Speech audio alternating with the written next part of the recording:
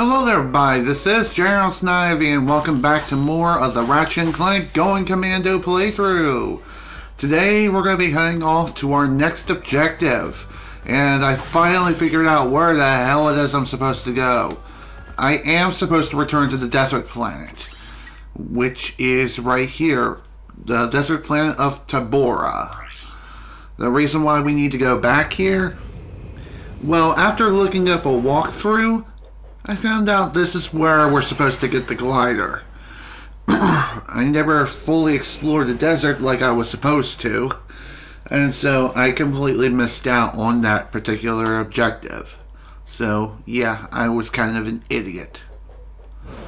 Well, then again, I guess I was approaching the point of, well, I'm really getting tired, there's nothing else really to say, and well,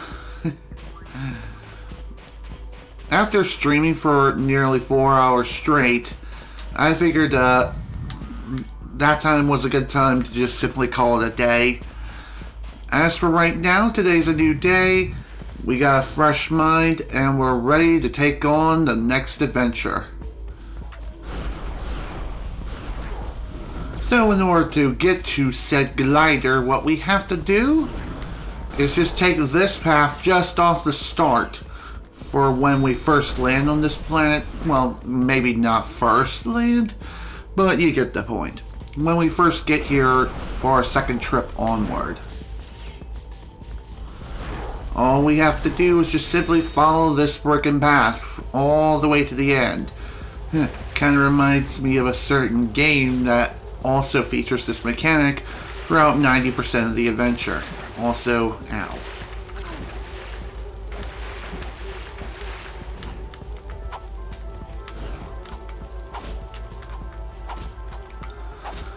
Go away! Leave me the frick alone! Damn! Well, that was dumb. Anywho, my plan of attack for today is just to simply continue on with today's objective and today's story. Look at me, I'm talking like I'm from a frickin' news network or something. No.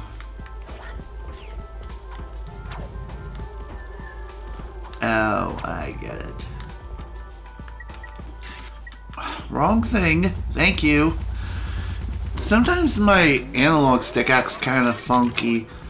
When I mean to hit one particular direction on the analog stick, I slip and hit another. Not sure why that is.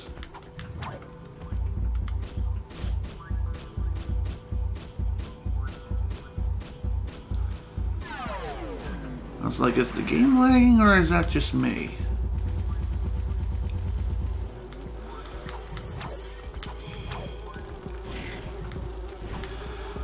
Anywho, navigating through this particular place is not that difficult whatsoever. It's pretty straightforward.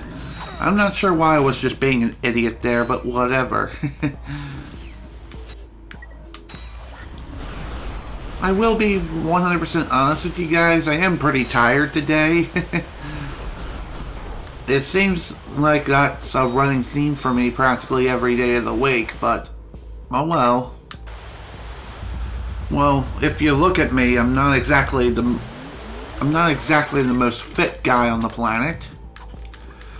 In fact, I'm probably in my absolute worst shape that I've ever been in my entire life. And I am looking into bettering myself, getting myself more fit and healthier. I've been trying to cut my portions back and damn it. Well, that was an idiotic move. Anywho, as I was trying to say, I've been trying to cut my portions back, eating smaller amounts of certain foods that I like, because I only like certain foods in the first place due to my taste buds acting weird. I mean, if I am forcing myself to eat something I don't like, well then, I'm going to end up throwing it up. I'm literally going to vomit. That's something that happens with me, and it's been that way ever since I was a kid. Never outgrew that habit, which is weird, but at the same time, I don't know anyone else who has the same sort of issue as me. Do any of you have the same issue as me? Do you also have the problem of, say, Jesus, what am I trying to say? Do you also have the strange sensation of if you eat something you don't like, you throw up?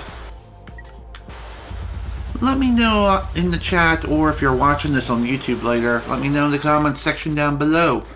Would love to hear whether or not I'm alone on this situation.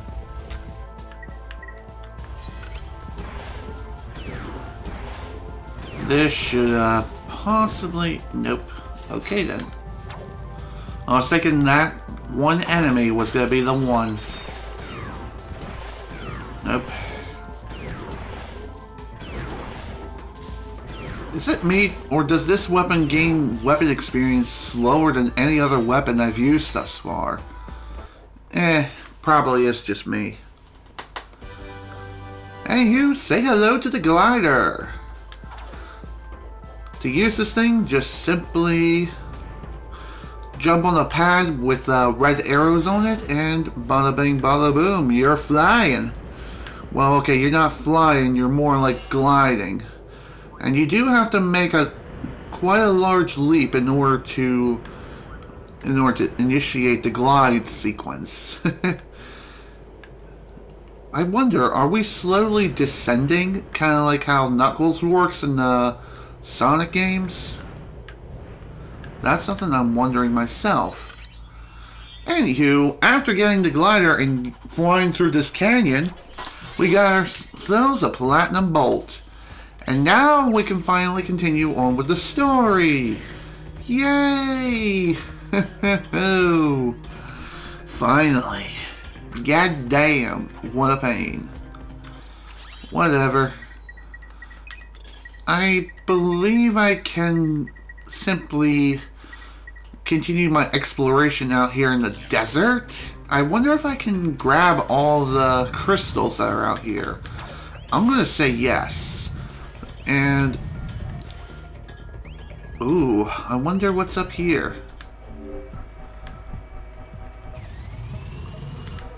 Oh, I see what this thing is.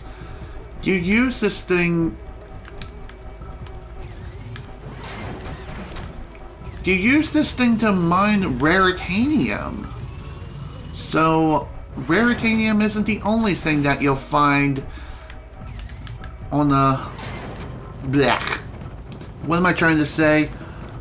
Raritanium isn't only found in the space missions. It's also found out here in the desert. I really don't remember actually taking part in this activity. But anywho, you just have to follow the arrows and dig up raritanium. It's really that simple. The arrow appears on the top of the screen, and when you're close to a source of raritanium, use your drill and dig up the raritanium. Also, this vehicle does have health, so be careful when driving this thing and try not to not only drive off a cliff, but also awaken monsters that'll ruin your life and mess up your face. I do believe that you can exit the vehicle by simply pushing triangle, but I believe if you do run out of health, there's like no chance for your vehicle to... Oh dear. This is gonna hurt. Oh yeah. Damn it. If your vehicle's destroyed, it'll just simply respawn within its original location. And if you were digging up raritanium at the time, unfortunately, the digging essentially resets. But you do get to keep the raritanium that you do end up receiving, or what you ended up receiving during your entire excavation. Hey, at least at this time now, we can start going after some of these crystals here. And finally, the Seeker gun has been upgraded to the HK-22 gun. What this is? Well, instead of shooting one Seeker missile, it now shoots 3. and it can lock on to multiple targets. Fire rate hasn't really been increased, but its firepower most certainly has. If you think about it, it has theoretically tripled if it happens to attack a single target. But a lot of times it will target different enemies. So that's something to keep in mind when it comes to this particular gun. It also still has a tendency to strike enemies, or no, it still has a tendency to happen to hit the ground sometimes. So jumping in the air is pretty wise, especially on sloped surfaces. It's also still theoretically possible to hit objects with your missiles too. Another thing to keep in mind as you're going through this place, and really going through anywhere in general with the weapon.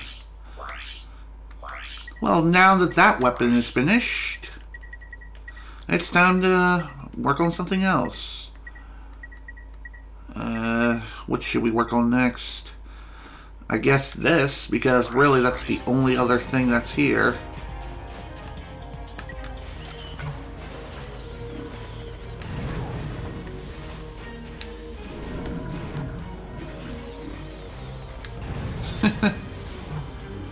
Cool. At least that's one way of taking care of some scorpion enemies that are roaming around the desert. Not at the speed of sound, but we still got plenty of places to go. We still gotta follow our rainbow. We can't stick around, we gotta keep moving on, because what lies ahead, only one way to find out.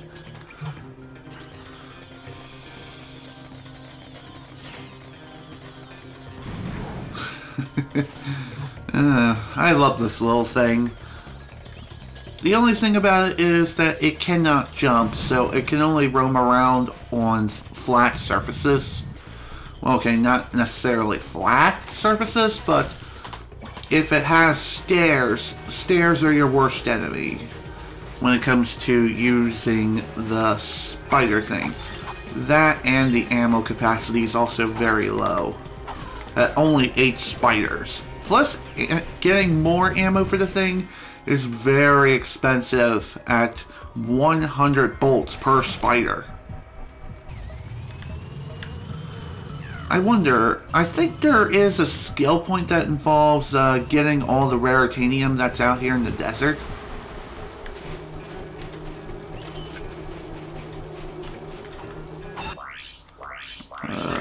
What should I use? Lava gun. Why didn't I think of using this before? No idea. But hey, more nanotech! I always love good old more nanotech. It makes it so I don't die so easily. Because not dying is the best thing for you. Best for your health. Know what I mean?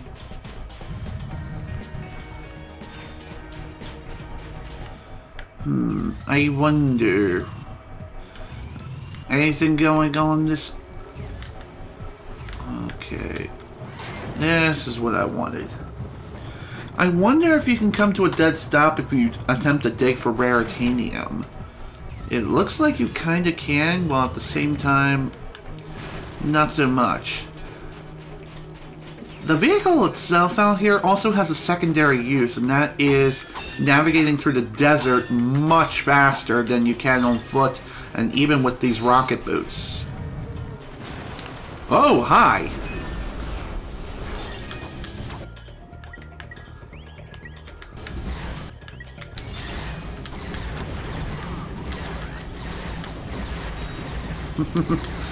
I really love how this rocket launcher seems to not be able to lock on to flying enemies that are roaming around and about. That's not good. Not cool either.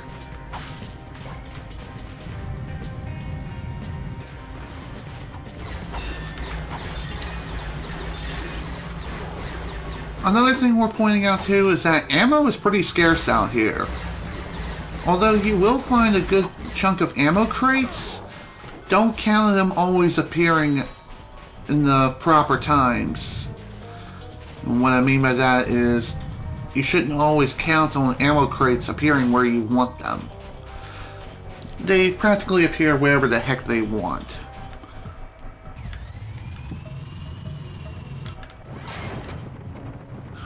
Okay, close enough, I guess.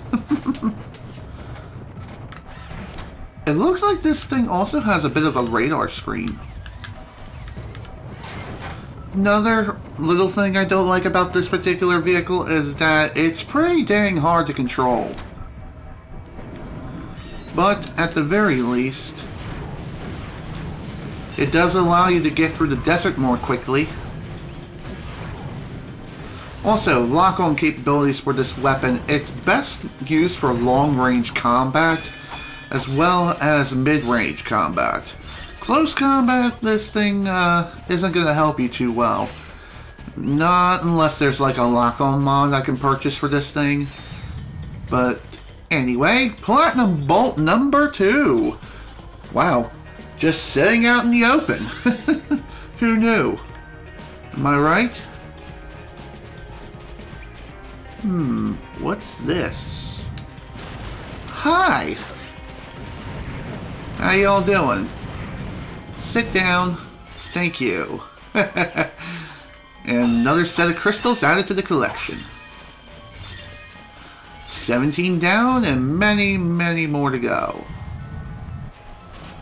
Also, I don't think this vehicle despawns if you're far enough away from it, but then again, maybe it does. If you're too far away from the vehicle, then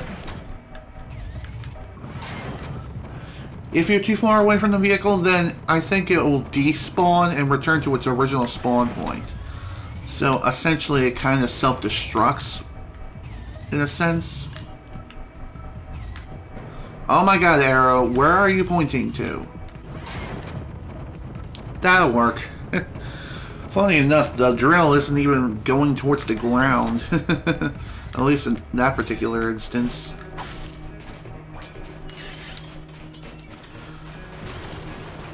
One thing worth pointing out as far as navigating through this desert is concerned, a good rule of thumb is if you see a big pile of bones, that means there's a giant beast sitting around about ready to ambush you. So be prepared to bring out your strongest weapons to take it out. Also, don't be afraid to return to base camp every once in a while to restock on ammo. Besides, you can bring back your haul of crystals to turn in a profit and also to use that said profit to purchase more ammo for your expedition.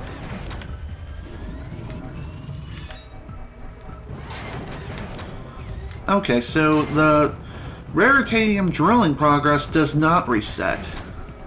That's good to know. Also, I just realized this now. While you're driving around in that little vehicle there, you can actually... blech. While you're driving around in that little vehicle there, it has a radar system. And it tells you where all the crystals are, I think. Not only crystals, but also raritanium, if you're digging for it. And also, I just realized this now, raritanium progress, if you happen to get interrupted mid-dig, it does not reset progress, like I was thinking it did earlier.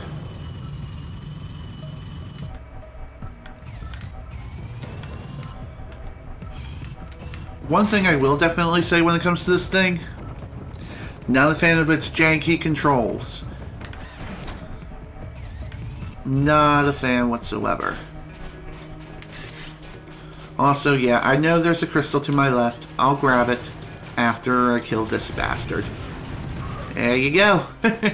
Just 2 rockets to the face is all it takes to kill him. I love doing that so much.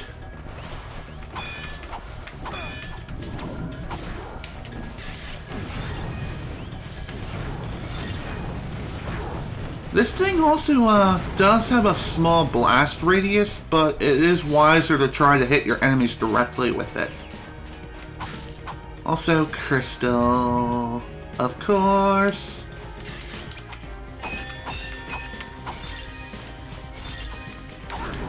Get get over here. Oh my, out of ammo already. Well, that is what I get for using that particular weapon exclusively. But hey.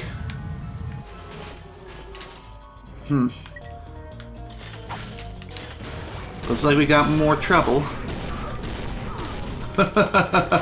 Wow, who knew the Blitz Cannon was also good at taking out those giant flying enemies? I mean, it's not really known for efficient air combat, but alas, you learn something new every day. I'm not too sure, but I think if you pull up your map, you can view where your vehicle is located. And it doesn't look like you can, actually. That sucks. So if you happen to get lost and you don't know where your little vehicle is, well then you're kind of out of luck.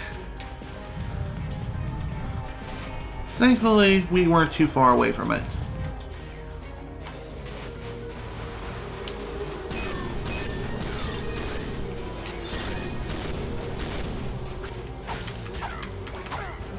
Man, that's a lot of flies. What am I becoming, Lord of the frickin' Flies here? I'll see myself out, I guess.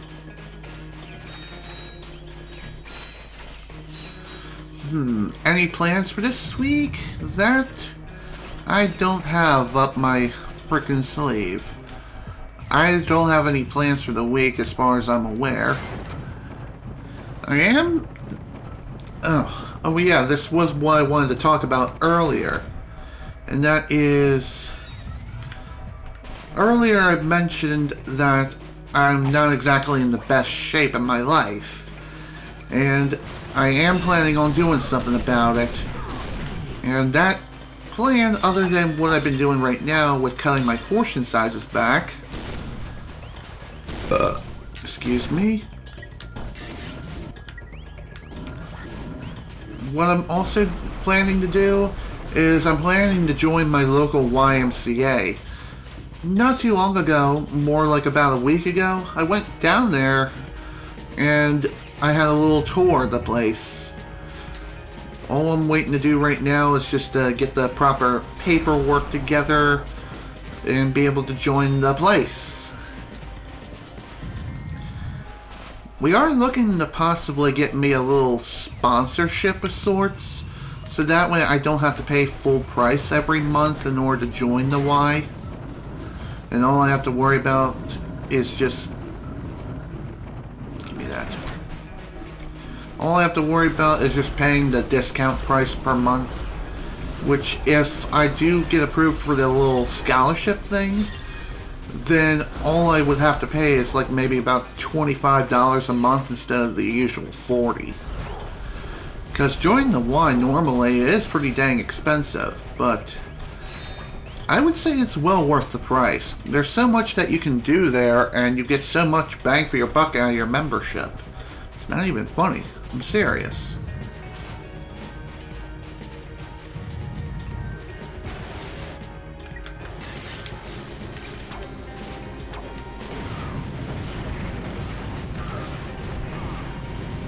Cool. Both big mamas have been taken out. Taking the freaking skew.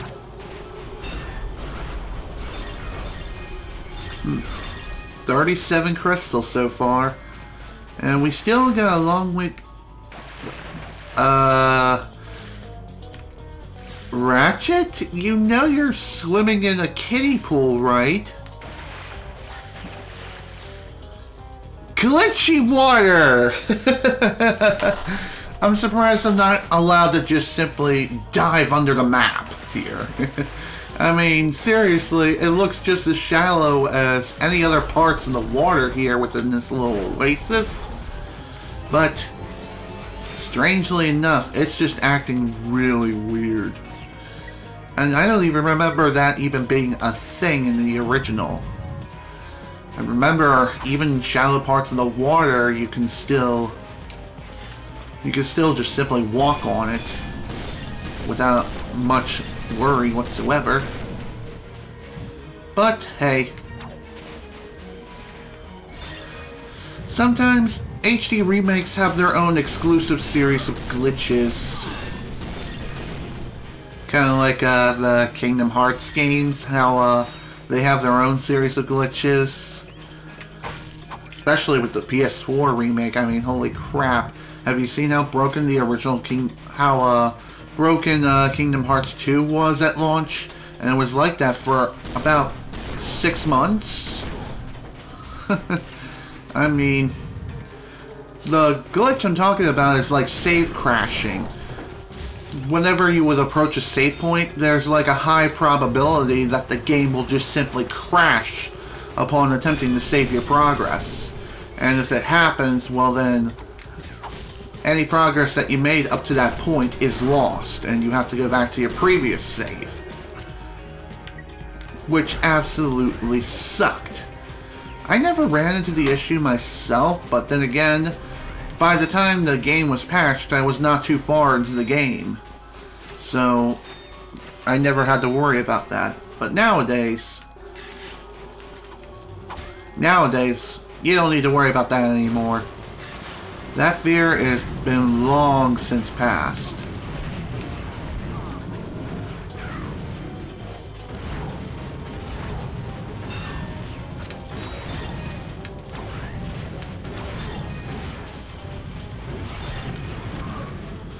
There we go.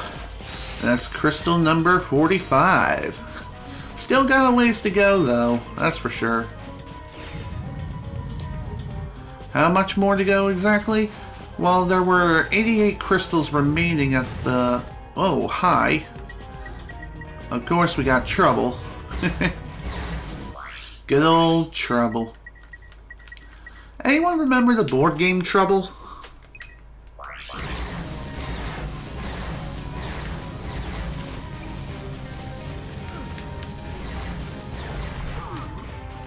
Okay, he's done.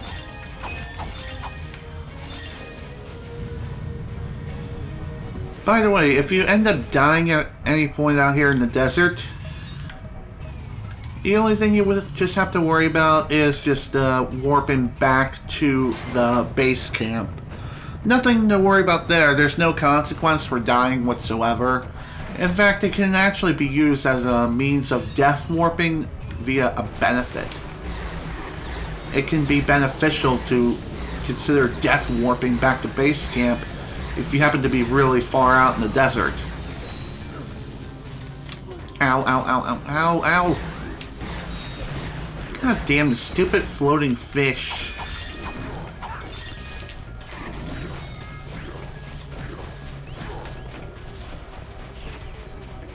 I'm seriously not a fan of the Tesla claw in this game. I feel like it's been nerfed. Then again, it wasn't really all that great in the original game either. It also had a pretty low damage output as it was essentially electrocuting the enemies.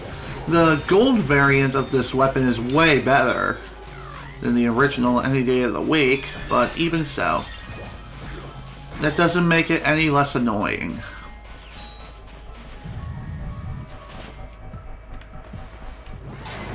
More raritanium here? Neat. Figures I stopped on the spot where raritanium could even be located. As I said earlier, I think there's a skill point. Damn it! Of course, there's raritanium on the top of the hill, and I slid down, of course. What else is new?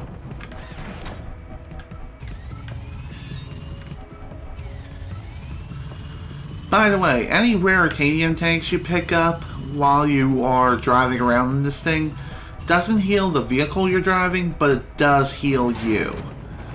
You might not see it, but as soon as we get out of the vehicle, we'll see that we've recovered some health. At least I think that's how it's supposed to work.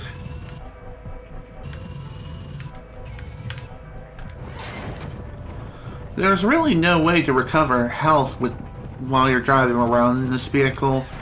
The only way to truly recover health, per se, is to destroy the vehicle.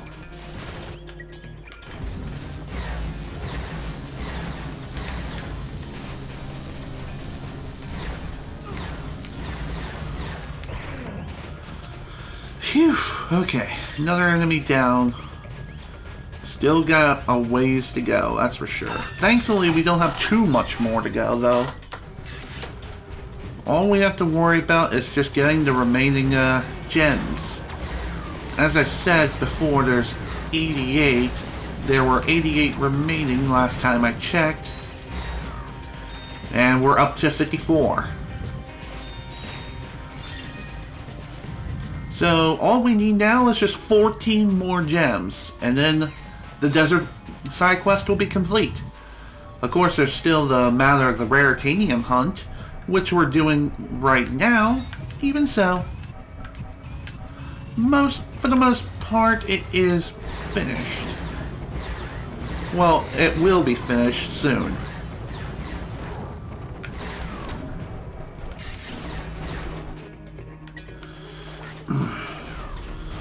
Really could use some ammo right about now.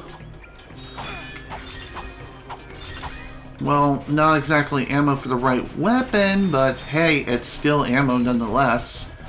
And if anything, I can always return to base camp at any time to get more ammo if I absolutely need it. Which may not be a bad idea, now that I think about it.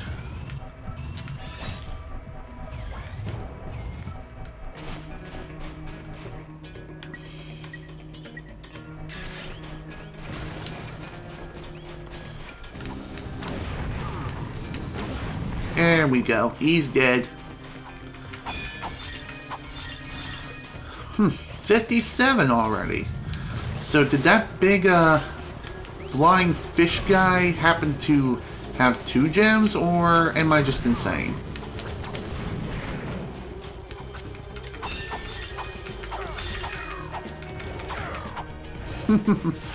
Wow, that was sweet.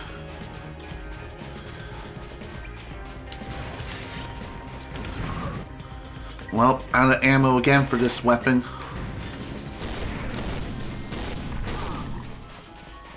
Whatever, he's dead. That's all that matters to me. And that makes gem number 60! So only 18 left. Actually, no. 28 left. Did I say we had less before? Please forgive me. Math is not exactly on point today.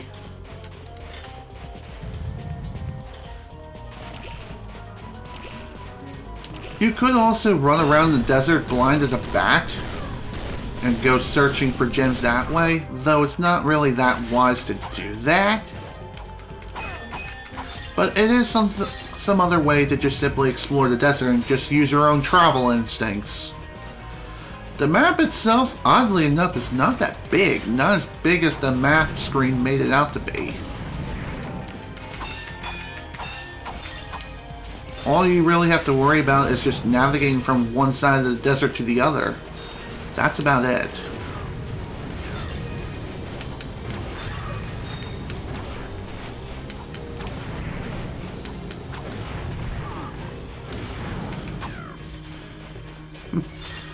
There's number 66. Still got a ways to go, though. Gem hunting is quite a lot of fun to do, and it's also very profitable, though it's only really profitable for this point in the game, because once you complete the entire side quest, well, you won't be able to do it again. Until your next playthrough, that is.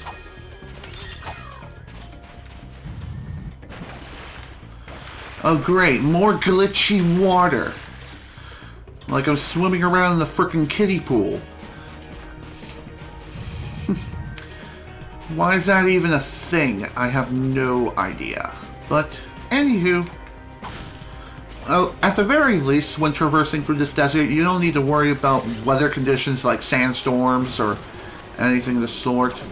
All you have to worry about is just simply following the damn train, CJ. No. All you really have to worry about is just simply not getting lost. And not getting killed either. That's also something to worry about. Also, running out of ammo is also a concern. Also, I just repeated myself again and used the same word 3 times in the same sentence in a matter of less than a minute. Great.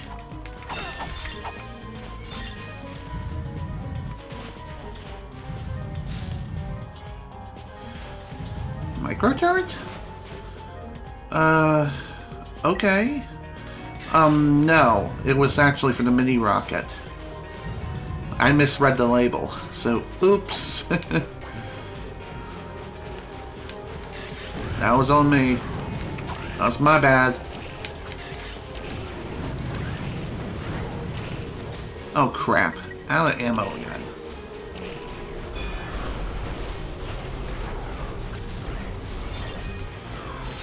Whew. We're almost done here, folks. We still got a few more to go. Just a few more left, and then we'll be finished with crystal collecting.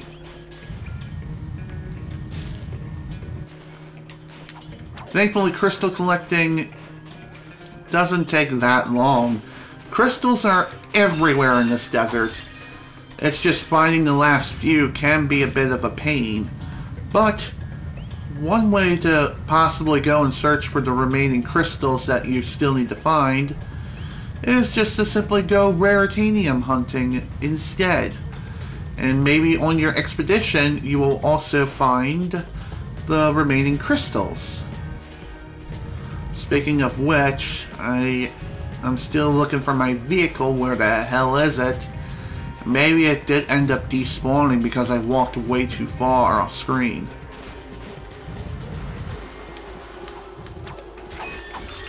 Anyway, that's okay. Whoa, that was weird. Was that like a super slide of sorts?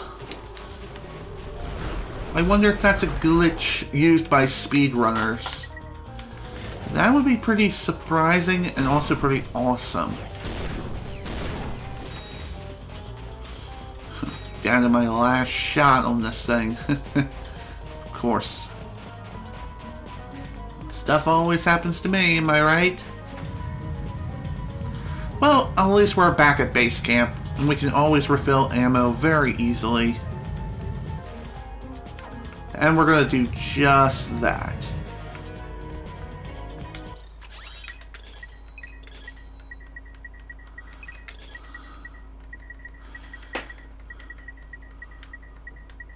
Still don't have enough bolts to purchase any new weapons yet, which is really dumb. But when we turn these crystals in, we'll have way more than enough to purchase a new weapon or two. Okay, why didn't the frickin' hovercraft return to its original spawn point? I guess it only respawns here if one of two conditions are met. A, the vehicle's destroyed, or B, you die. I guess you can use death warping to your advantage. If you happen to lose your little hovercraft, you can just simply throw yourself off a cliff. Oh, and another condition is that if you happen to just simply leave the planet and then come back, then the little hovercraft respawns in its original position. 80 down and only 8 to go. We're almost there, folks. We're almost done with this freaking quest. Look at me, I'm talking in freaking JRPG terms. But hey, can you really blame me? This is essentially a side quest.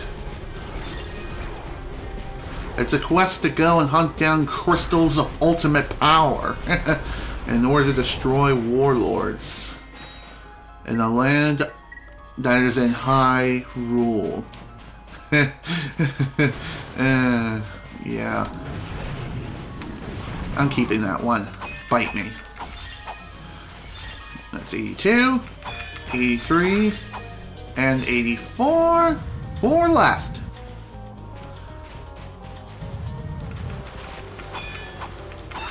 Okay, that was weird. Wrong weapon. I wanted to pull out the lava gun, not the frickin' rocket launcher. Oh well. At least there's an ammo crate right here. Maybe I'll get some. Okay, that answers that question. 3 crystals left. 3 more crystals and then we're finished with this freaking quest. Like I said, the last few crystals are going to be pretty difficult to find due to the scale of the desert itself. But once we do find them, we're going to be rolling in bank. That is for sure. Like freaking Scrooge McDuck kind of rolling. Just saying. We'll be good for bolts for quite a while. Though not completely 110%, but still pretty close. You know what? I'm gonna go fuck this shit. I am KMSing. I felt like doing that because I wanted to get the freaking hover vehicle to respawn. Yep, there it is. Perhaps now would be a good time to go raritanium hunting once again. Game? Would you please tell me where I'm supposed to go without throwing me off a cliff? God, it's like freaking GPS. Sometimes,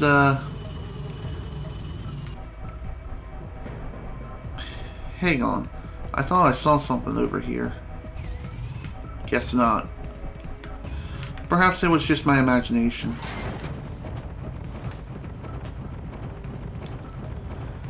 Raritanium hunting on its own does take quite a bit of time within its own right, but once you are finished excavating, you will have a lot of raritanium to work with, and you can use that to upgrade your ship in many, many different ways.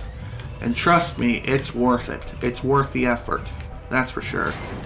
And once you're done with the vehicle, you don't have to use it ever again.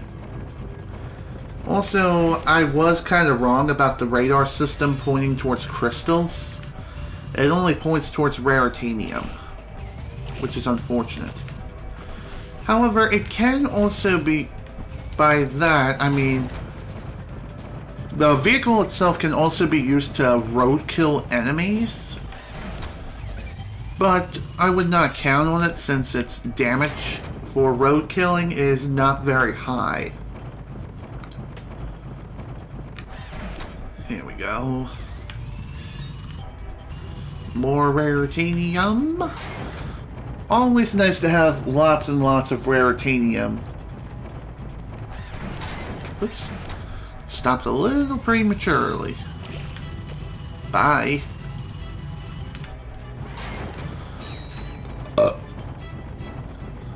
I wonder, are these like the last couple of spots where raritanium's located?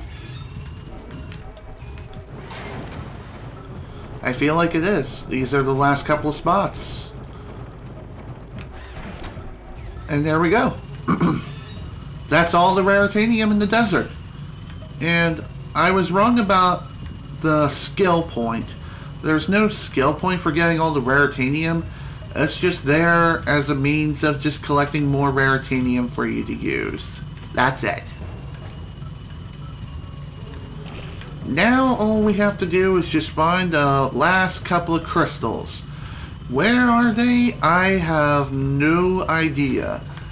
I'm not too sure where to start looking, but at the very least with this particular vehicle we can get through the desert much more quickly than we could on foot. Also, I don't know if the vehicle itself can free crystals from like their holding rocks, whatever the heck they're called. But either way,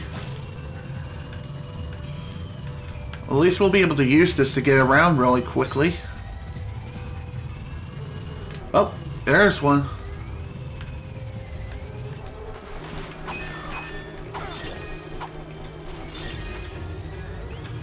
Okay, one down, 2 to go.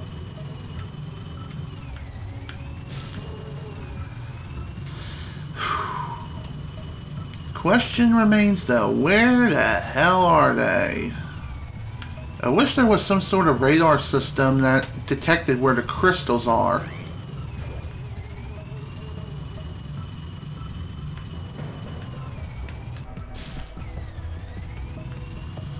Perhaps there's some I missed on the main island? I don't know. Maybe it's worth a look. Although, now that I think about it, maybe this little area here only holds 10 of the crystals. It only holds 10 and the others are held in other parts of the desert. Not too sure.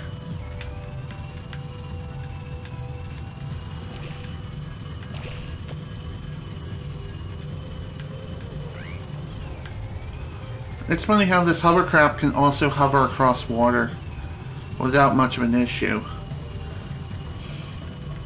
Well, then again, it is a freaking hovercraft, so that's kind of to be expected.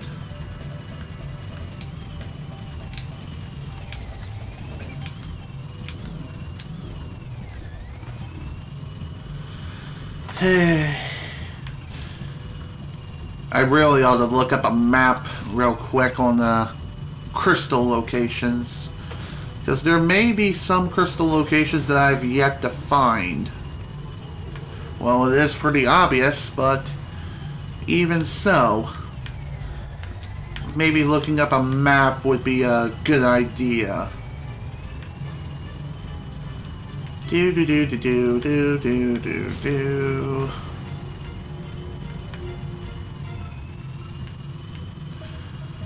Man, I feel like I've combed every part of this desert up, down, and all around, and even sideways, and even looked under the freaking kitchen sink.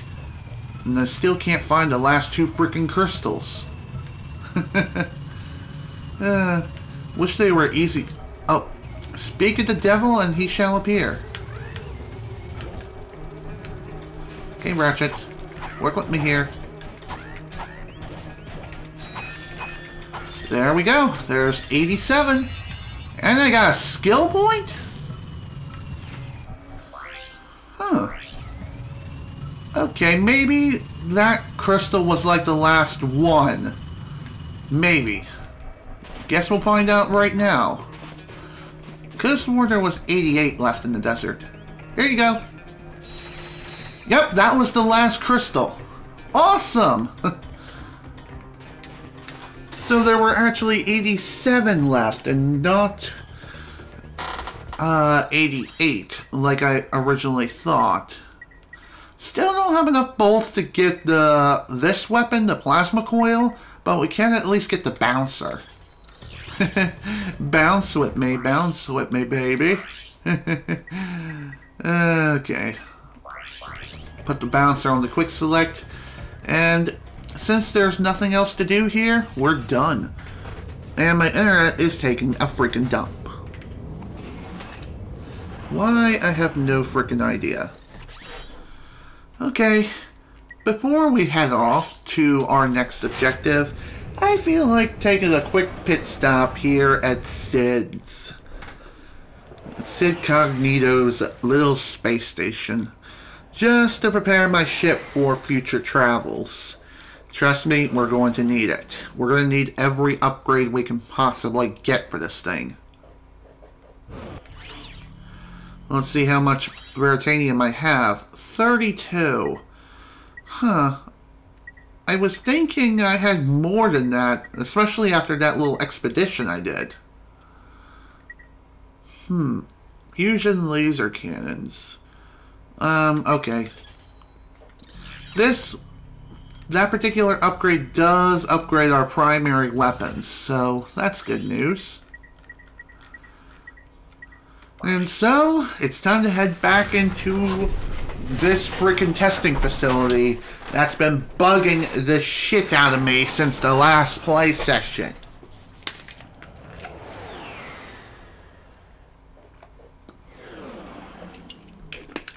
Ugh, there we go. Okay, now that's out the way, It's time to head back into the facility, and it's time to go for a flight. Now that we finally can, here we go.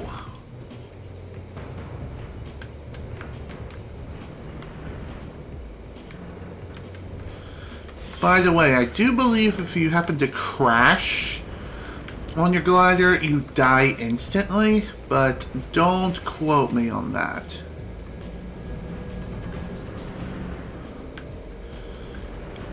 I will say this, the gliding sections are definitely a lot of fun to... Dang it! Yeah, as I thought. You die if you happen to fail the gliding section.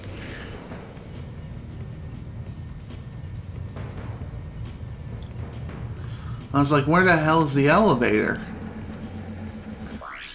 And maybe now's a good time to just change back to the frickin' helipack instead of the thruster pack.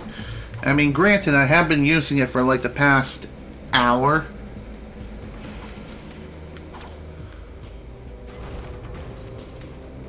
But even so.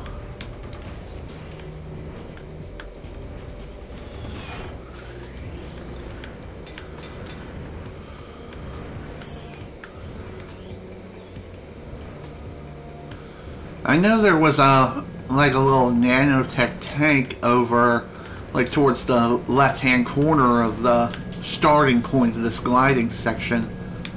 Damn it! Crashed and burned again. I don't think you can get this even if you tried. Damn it.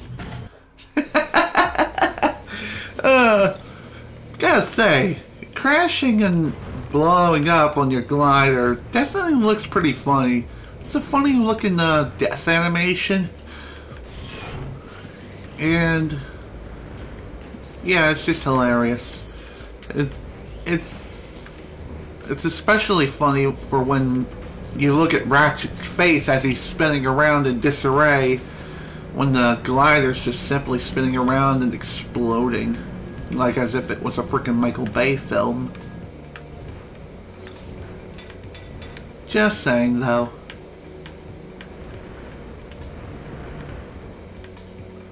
And there we go. We finally made it. Time to head into here and see what we can do.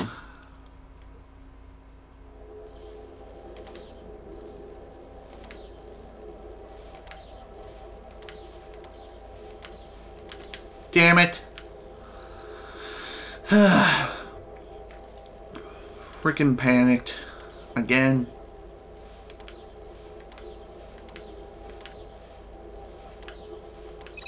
There we go. Thankfully, this puzzle wasn't too bad whatsoever. It honestly wasn't. And what do we get for unlocking the terminal?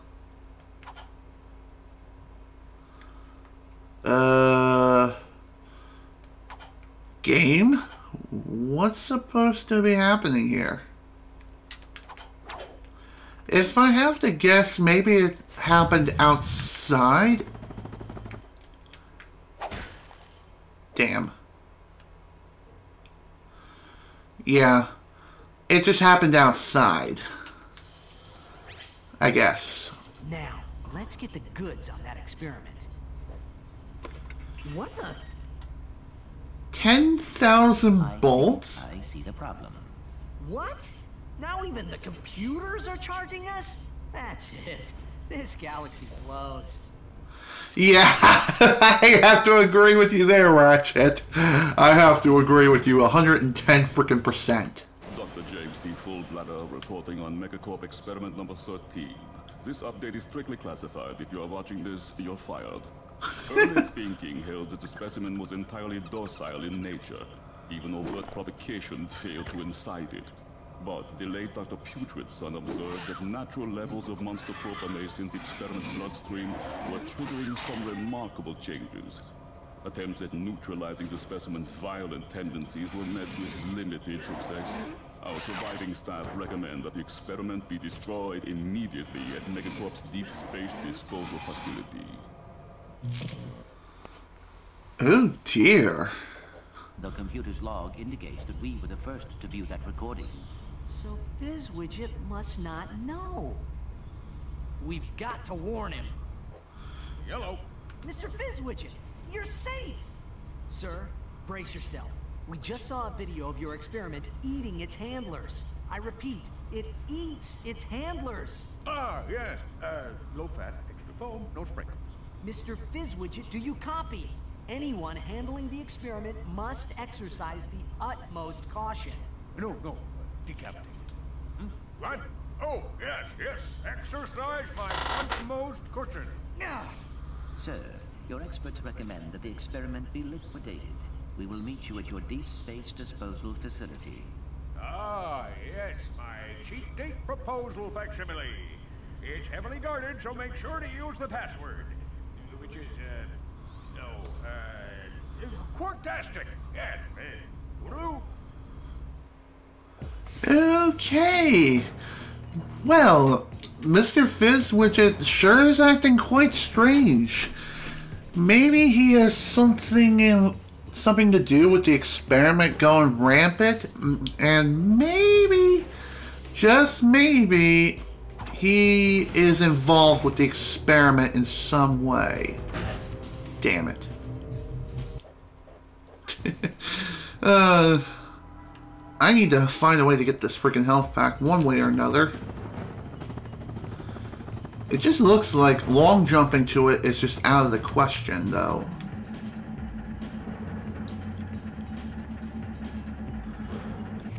Then again,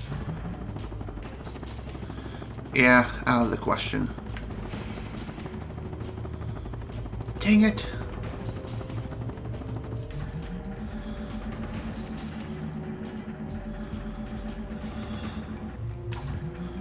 I seriously wonder, how is it that you're supposed to get this thing?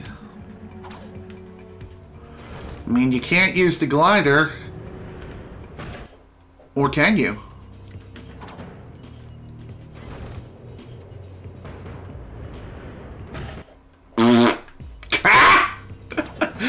Okay, that was funny.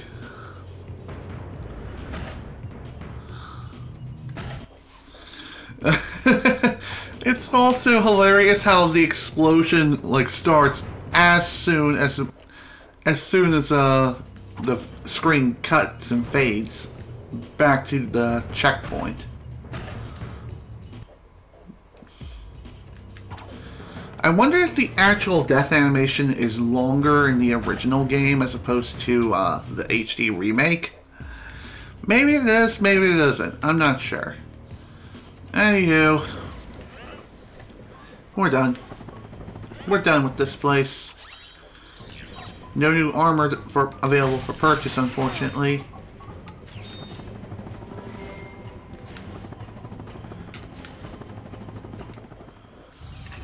Okay, that's done. Time to head to the Deep Space Disposal Facility, which is in Hergius Cloud.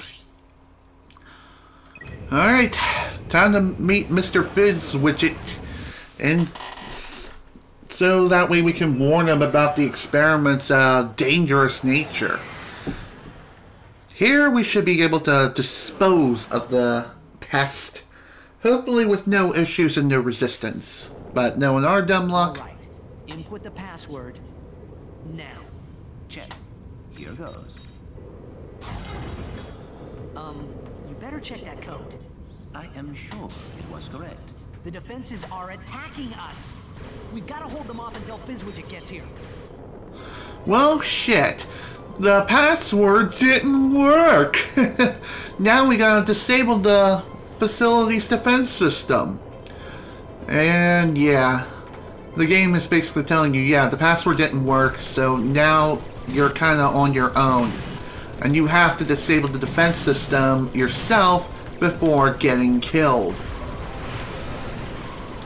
And disposal of the defense system is a pretty straightforward task. At least it should be.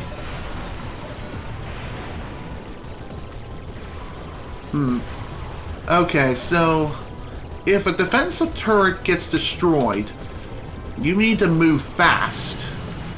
and move fast to the next one, because if you happen to take too long, then the repair bots will come in and try to repair the turrets of which you destroyed previously.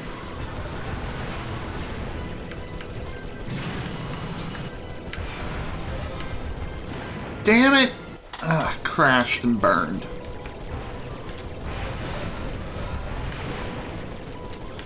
Thankfully, this mission is not that hard. You are limited to a pretty small crawl space though, so keep this in mind as you're going through this mission. Also keep in mind with the fact that your missile capacity is also limited. So combine your missile use with the use of your lasers. Like fire your missiles along with several laser shots. This is really the best way of dealing with these turrets ASAP. Come in, gentlemen. Can you hear me? Sir, you gave us an erroneous password. Implausible. Unless, is this Tuesday or Wednesday? Anyway, sorry to have missed our meeting, but I was called away to film a commercial for our weapons facility. But sir, what about the Commercial? I was great. Here, watch this. That's not our question. Keeps you warm, keeps you healthy, and now keeps you safe.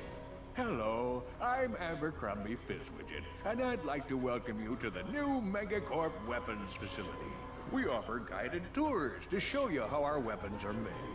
Our highly trained experts spend their day creating the latest in heavy-duty weaponry to protect you and your whole family. Hilarious. So stop by today and bring the kids. Our tours are both informative and fun.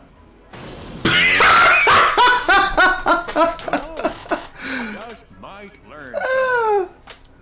Oh my god, that is hilarious. Hello, eh, boys? Fizwidget out. Sir, wait! Mr. Fizwidget, come in! Perhaps we can still find him at the weapons facility. That was probably one of the most hilarious Infobot commercials I've ever seen. Anywho, upon completing this mission, we got coordinates for yet another new planet, and that planet is located God knows where, but it does hold the Megacorp Armory plant facility. But we're not going to be going there just yet. We have other challenges to take on. Saboteurs have attacked the disposal facility. They're destroying its power generators. Stop them before they take them all out. Okay, sounds like a simple task. Let's do it. Also, I'm holding down the wrong freaking button again. Okay, so this particular mission, what you have to do, instead of, oh, I don't know, trying to destroy the defense system, you're trying to protect it from enemy swarmers that are just appearing here and just messing up everything. There's a good number of saboteurs here. How many exactly? I'm guessing there are roughly 25. And there's like about 15 power reactors. And we need to defend them all before... We need to defend them all or the mission is an automatic fail. Of course, defending the power reactors is a pretty simple task. You just have to find the enemies though, and that is a challenge within itself. And the power reactors themselves don't have very much help. Then again, it seems like they do have a good chunk of health at the very least. Your radar will be very helpful for a task such as this. It's just locating the enemies and destroying them quickly and efficiently is another feat on its own. Another thing worth pointing out too, I've never mentioned this before until now, but upgrading your ship, I believe, is optional for the most part. I think the only thing that's not optional is that you do have to install a warp system, a warp drive system in your ship in order to proceed onward to another planet. Or two, or more. I'm not too sure. Your guess is as good as mine.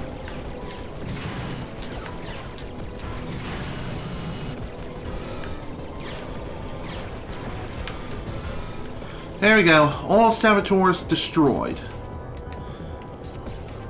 Alright, let's see what challenge number 3 has. Destroy the Berserker repair drones.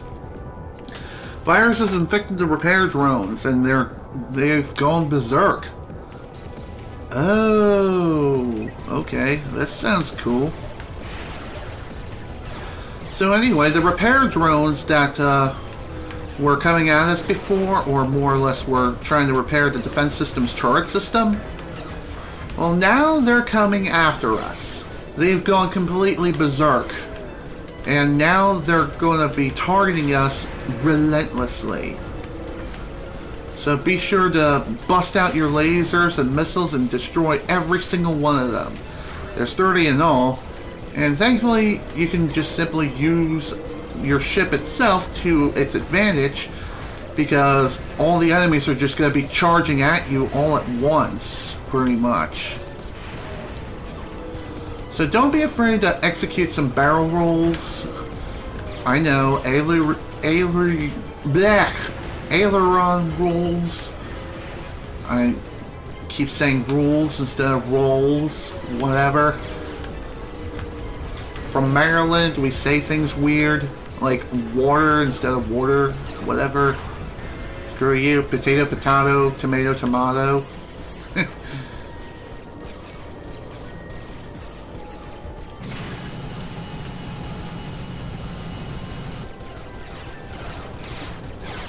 Jeez, get the hell off of my tail!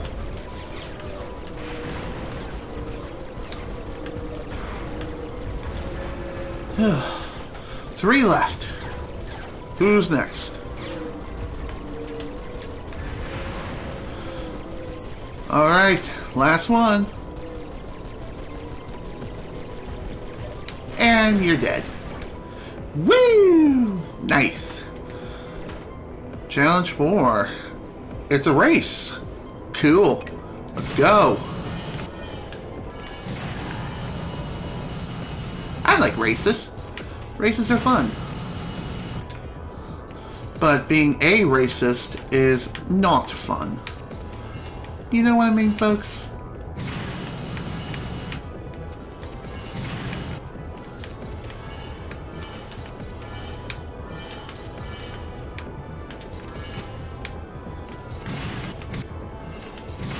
I'm surprised I even got that ring. Because of how janky these freaking controls are, I wouldn't be surprised if I end up missing a ring or two just because of the stupid controls.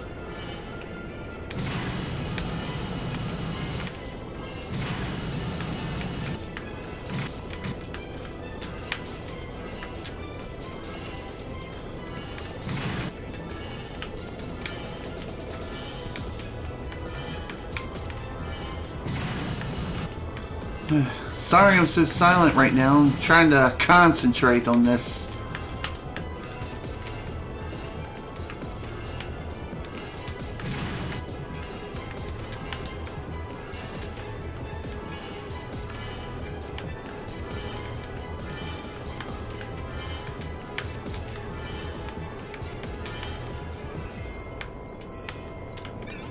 Awesome!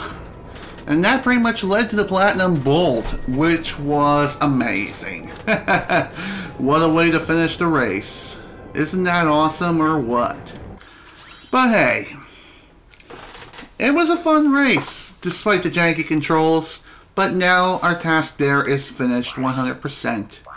All we have left to do is go to the Megacorp Armory on planet Todano. Let's go! Onward to the weapons facility. Maybe we'll find Mr. Fizwidget and we can get some goddamn answers from him. I mean, seriously, he's kind of been ignoring us for quite a while now and kind of treating us like we simply don't exist. I wonder what's going on with him. Why is he acting so crazy? There's only one way to find out, and that is to just go through this facility and figure out what the hell's going on, why this is even a thing. Also, there's a new weapon, 120,000 bolts, but of course we can't buy it yet, but anywho. Hey, look at that, a little tour bus. I wonder if you can get any sort of skill points by defending each and every single one of these tour guide robots. I think if you defend them all, then you get a skill point out of it. I don't know for sure.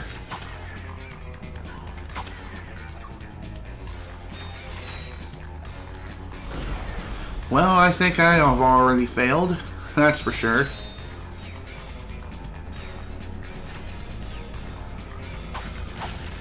Well, anyway, navigating through this place isn't too hard. All you really have to do is just burn everyone who stands in your path. Everyone dies. Yep. Apparently, you can also end up destroying all the tour bots yourself by accident, which kind of sucks. So, if you're trying to defend them all, this is clearly not the best way to do it. The actual best way is to use a weapon that's not the lava gun.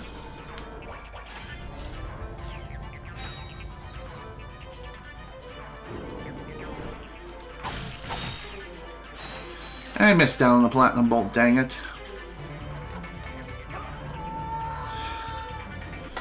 Okay, so I was wrong about the skill point, but I do know there is a platinum bolt now, so that's all well and good.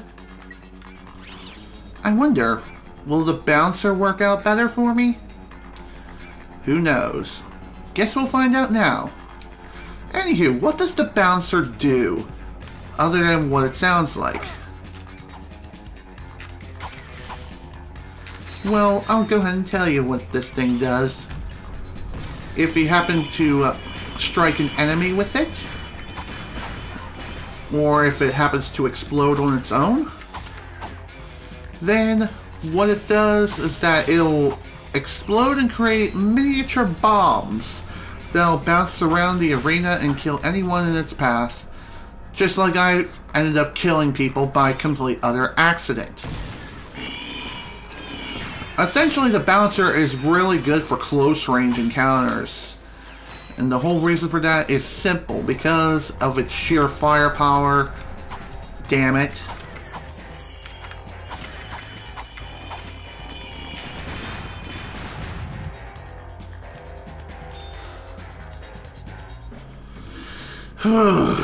Boy.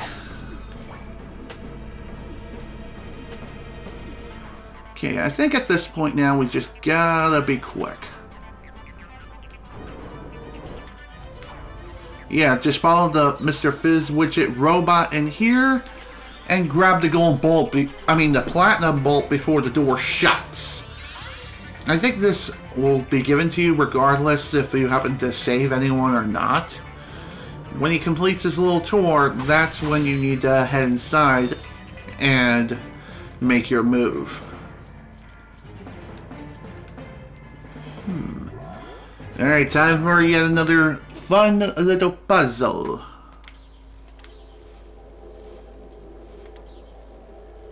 Damn it. Why wasn't I given a frickin' sound cue? I have no idea.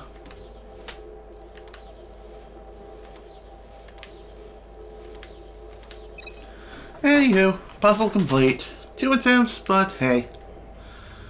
Can't always get them all on your first go. Unless you're a speedrunner and you know the game practically inside and out. But I'm not a speedrunner in any way. I know. If I would attempt to speedrun this game, I need a lot more practice with this game. And I would need to plan my routes carefully, figure out what should I buy and when. What category should I go for, whether it's a regular game playthrough or New Game Plus. Or... oops, didn't mean to do that. I did not mean to go back to my ship. Oh well. That's fine.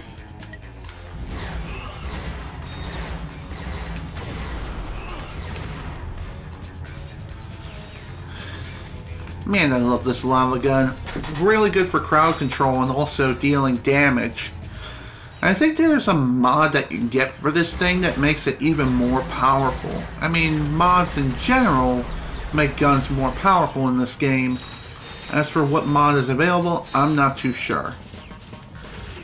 Now that I think about it, I think the only place where you can get mod is Megalopolis.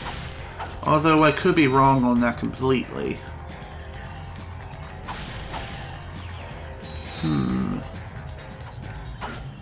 Oh, I see. This is one of those. I didn't think I would be using the tractor beam again anytime soon. When using the tractor beam, try strafing to better position objects. To strafe, hold L2 or R2 while running. Yeah, thanks game. I know how to strafe. Why are you telling me this now?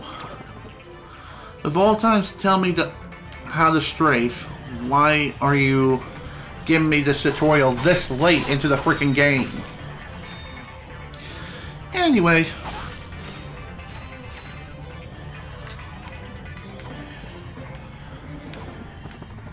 For this particular room, what we have to do is solve a little puzzle. It's not that difficult if you really think about it. All we have to do is just simply position these tractor beams correctly in good spots. And as the game mentioned before, strafing is a good idea, especially when using the tractor beam.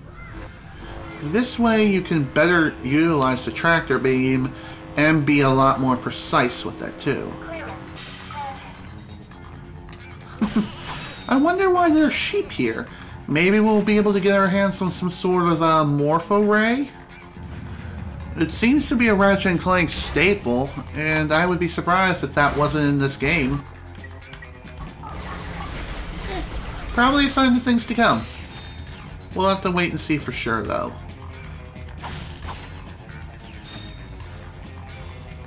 One other thing worth pointing out when it comes to the tractor beam, the tractor beam cannot lift objects like, say, a tractor tracting like spell of sorts in the Legend of Zelda Breath of the Wild. It doesn't work like that in this game.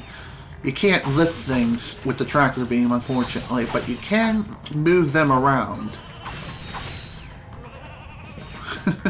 Poor sheep. Funny how they just simply explode in a cloud of fluff when they are whacked or when they die. I am so evil and I am going to hell. Let's just hope PETA aren't watching this stream.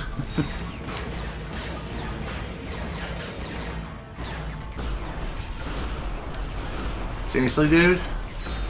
Jeez, that took quite a while. A lot more bullets or a lot more lava than I would have liked. Dang it. How the hell did you guys respawn?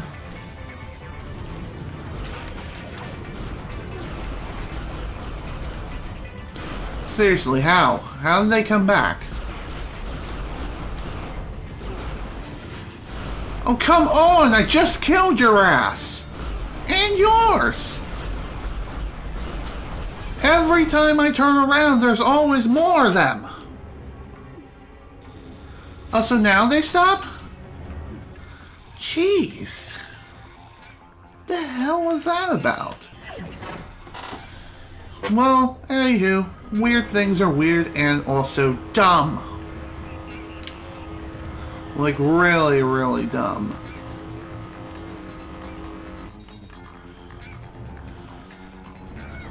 Also, I'm not too sure, but I think if you touch this laser fence, you either take some damage or you end up dying automatically in a way of being completely, utterly vaporized.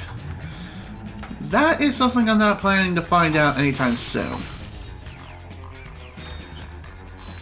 And if we do find out, we may end up running into a little fence by accident.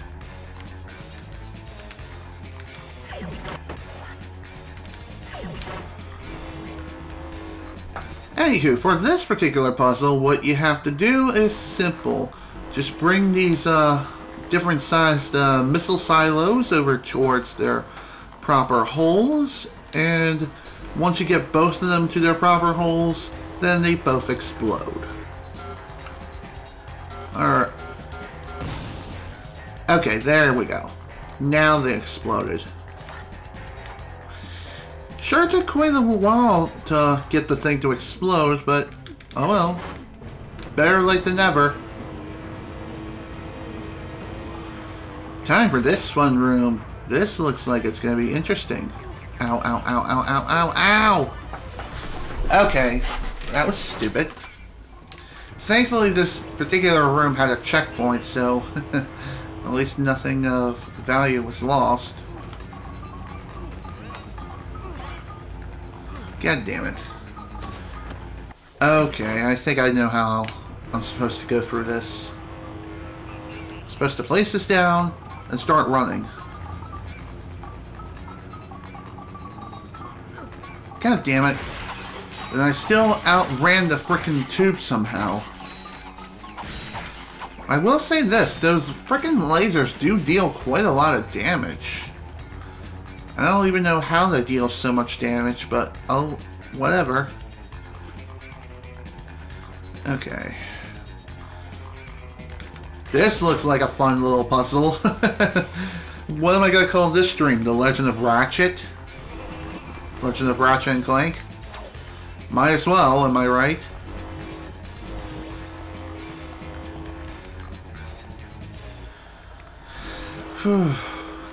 Once again, this particular puzzle is not hard at all. All you have to do is just simply move these missiles to the proper places.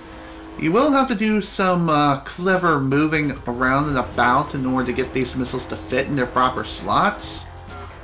But once you do get them to fit, they'll turn green and they should be good to go.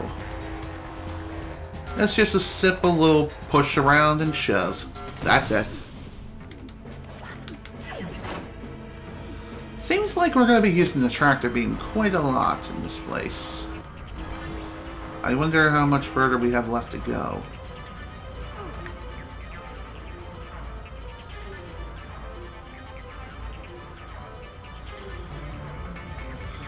Perhaps I need to ride this one. Yeah, that would make sense. Ride it to the frickin' goal. Why didn't I think of that before? Well, anyway, better to figure it out now than never. Also, take that. I win. Die. I said die, damn you.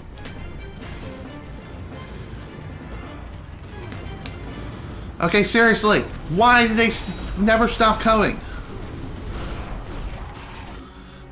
This weapon is clearly not effective against them.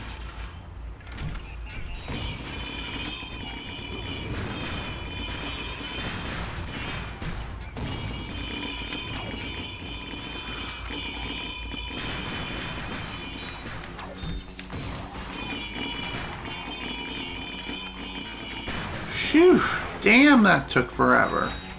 Then again, I think I just saw another one appear out of nowhere. Yep, of course.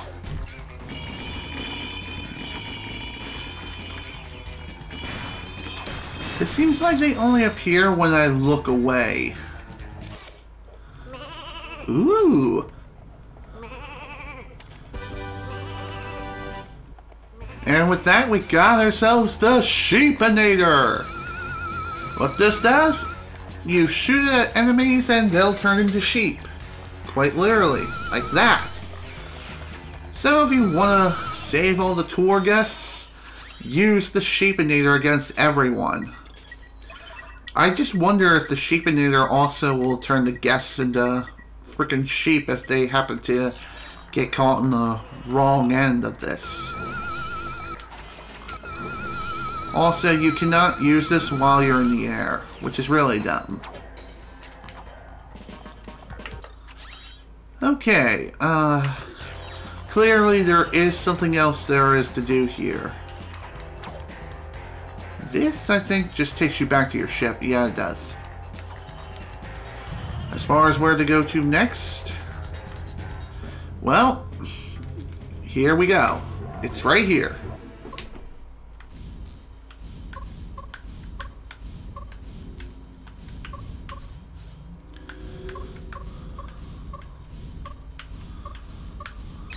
There we go. Done. Whew. That wasn't too bad. The thing about the Sheepinator is that it's really only useful for turning the smaller enemies into sheep. The bigger ones, yeah. Don't expect to be able to do that. Unless you're really confident. And also if the enemy itself is also really, really dumb. You just have to get really up close and personal against those particular enemies if you want to turn them into sheep. Otherwise, don't count on it. By the way, I do believe the Sheepinator does have a higher weapon variant available upon usage for said weapon.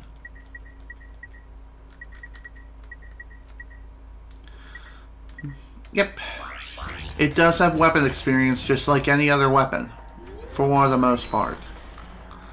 There are some exceptions to some weapons not having experience whatsoever. Just like, for example, the old school weapons, such as the bomb glove and things of that nature. Those do not have weapon experience that can be gained.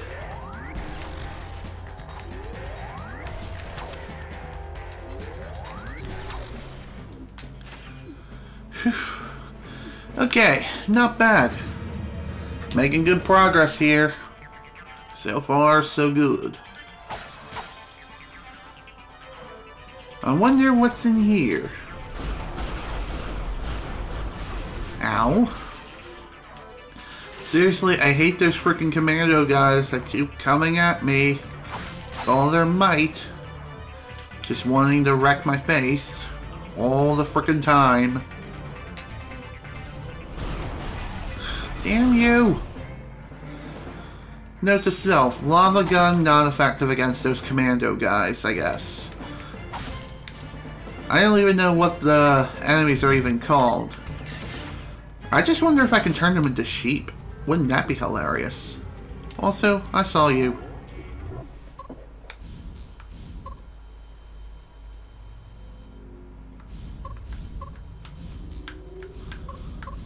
No.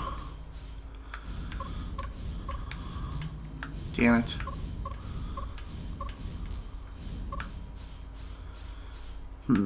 This is definitely going to be one of the more harder puzzles in the game.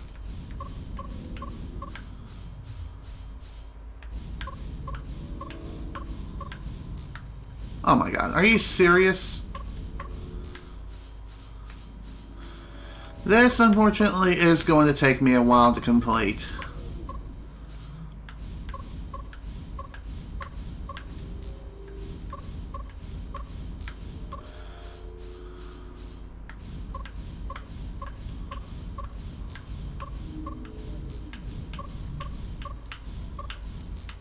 Damn it. Almost had it.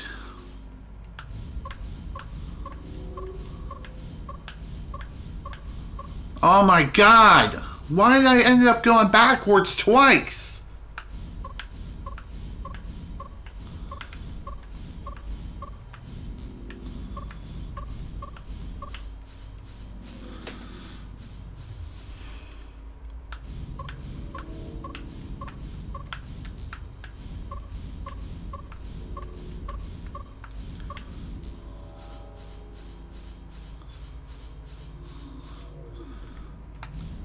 Two, 3, 4, 6.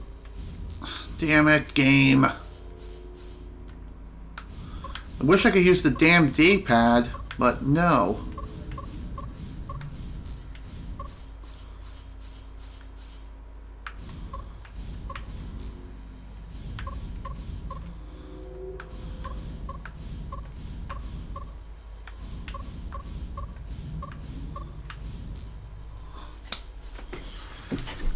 I could always look up the solution for this particular puzzle. Just restart.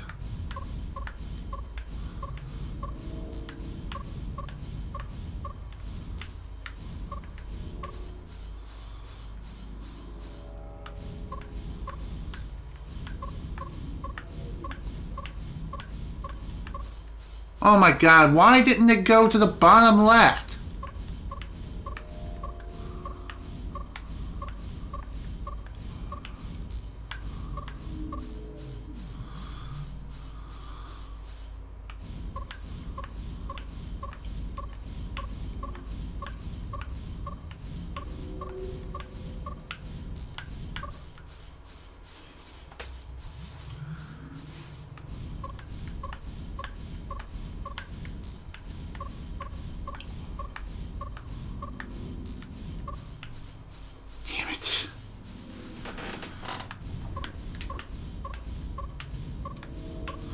My memory sucks absolute ass.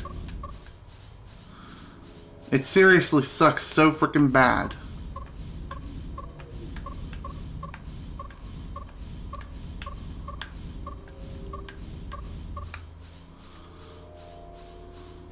I just wish this thing gave me more time.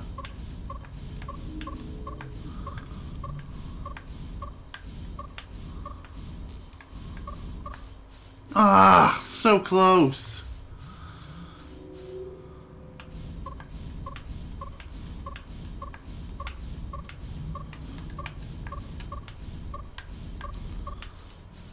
Come on. Why did it not go in the right direction?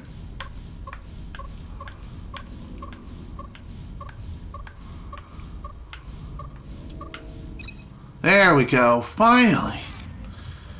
God damn. Phew, that was painful, but at the very least, our reward is more than worth it. With more nanotech. Phew! Hairy as... Ugh. Damn. Okay, here we go. So the Sheepinator does work against these little freaks, these guys. It just takes a little bit of time for them to turn into sheep. What also helps too is if the enemy has low health, then it'll become easier for them to turn into sheep. Though how easy remains to be seen. And as you happen to get interrupted during your sheep transformation, then the transformation fails and you must start all over again.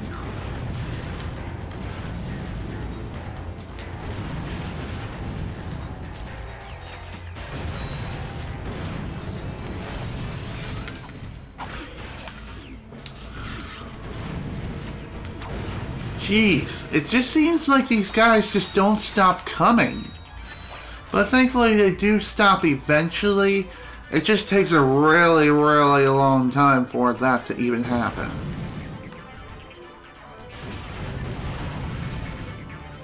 Thankfully this particular weapon here is really good for taking out those freaking Commando guys, I guess. I don't even know what they're called. Taking out these robots is a very simple task. What's not a simple task? Making a simple long jump. Oh my god, I'm so stupid. And of course I had to end up going all the way back here. So dumb.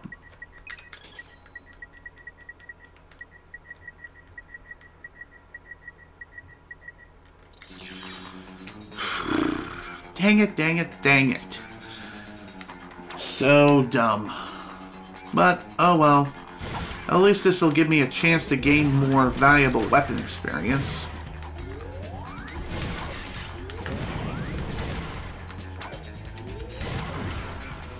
Dang it. Damn, these guys sure take a lot of hits in order to kill them. Really weird and also really dumb, but hey, I guess that's to be expected at a weapons facility. It's a place where they make weapons of mass destruction, after all. Weapons of mass destruction. How did I find that funny? Well, because of a future Ratchet Clank title. Tools of Destruction. That's why.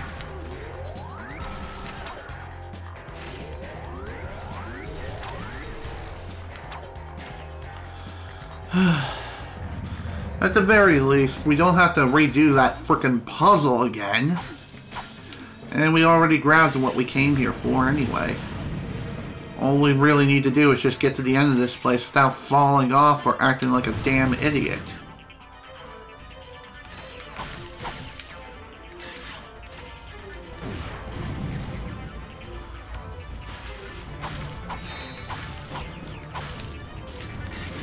Wait.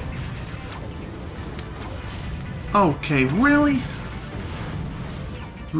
I guess the targeting system just targeted another robot as it spawned in.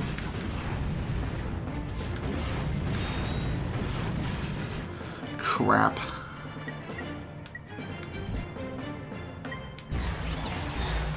Well, one other weapon that can be effective against these bloody guys is definitely the bouncer. Because the bouncer's miniature bombs stick around for quite a while. And excuse me. If they happen to stick around and a robot spawns in, then those miniature bombs will be more than likely to take them out.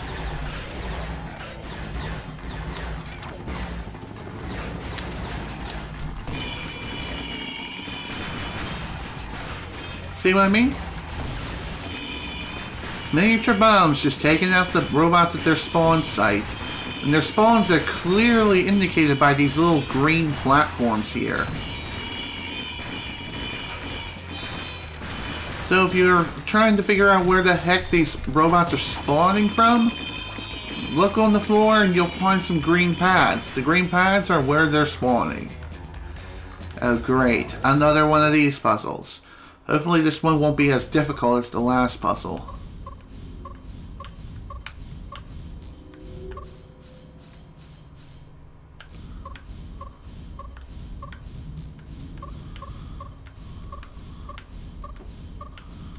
There we go. Whew. Barely made it too. Like seriously, why is my bouncer not popping up?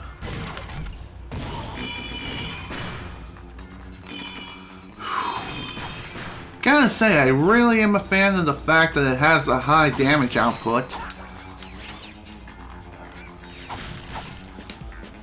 As far as other weapons and their damage output, guess we'll cross that path when we get to it. Angela Cross, calling Ratchet on secure band 7 Echo Foxtrot. Ratchet here. Angela? Is that your name? Ratchet was calling you something quite different. Oh, was he now? Anyway, I'm just calling to warn you that Thugs for Less have taken over my flying lab.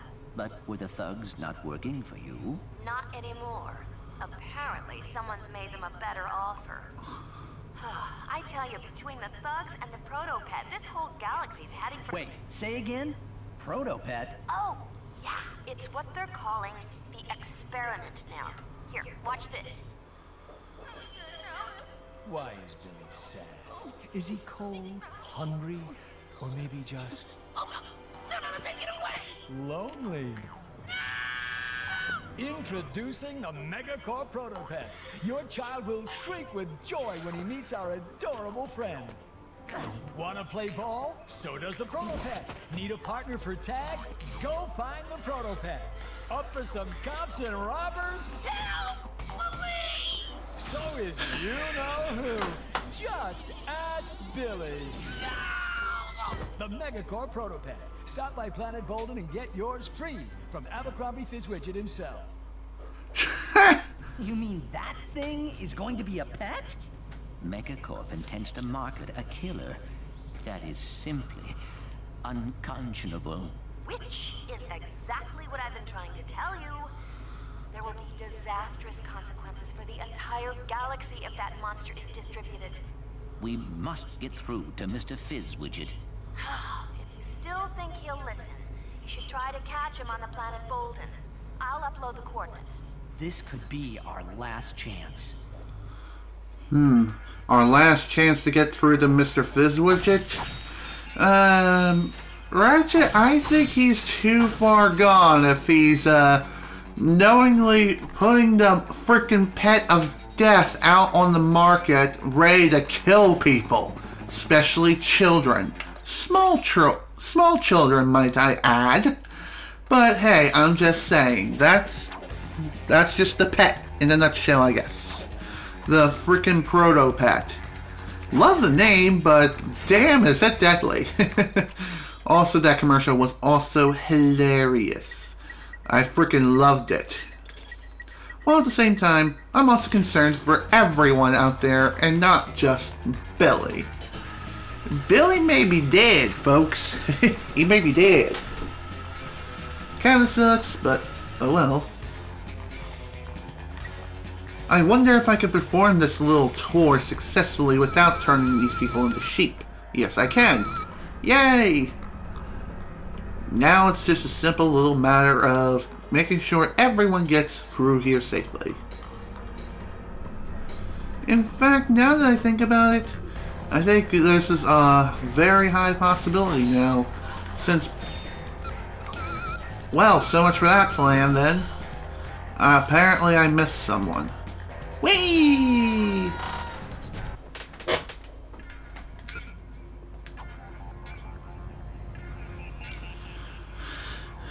I do believe enemies respawn if you happen to die. Though don't quote me on that.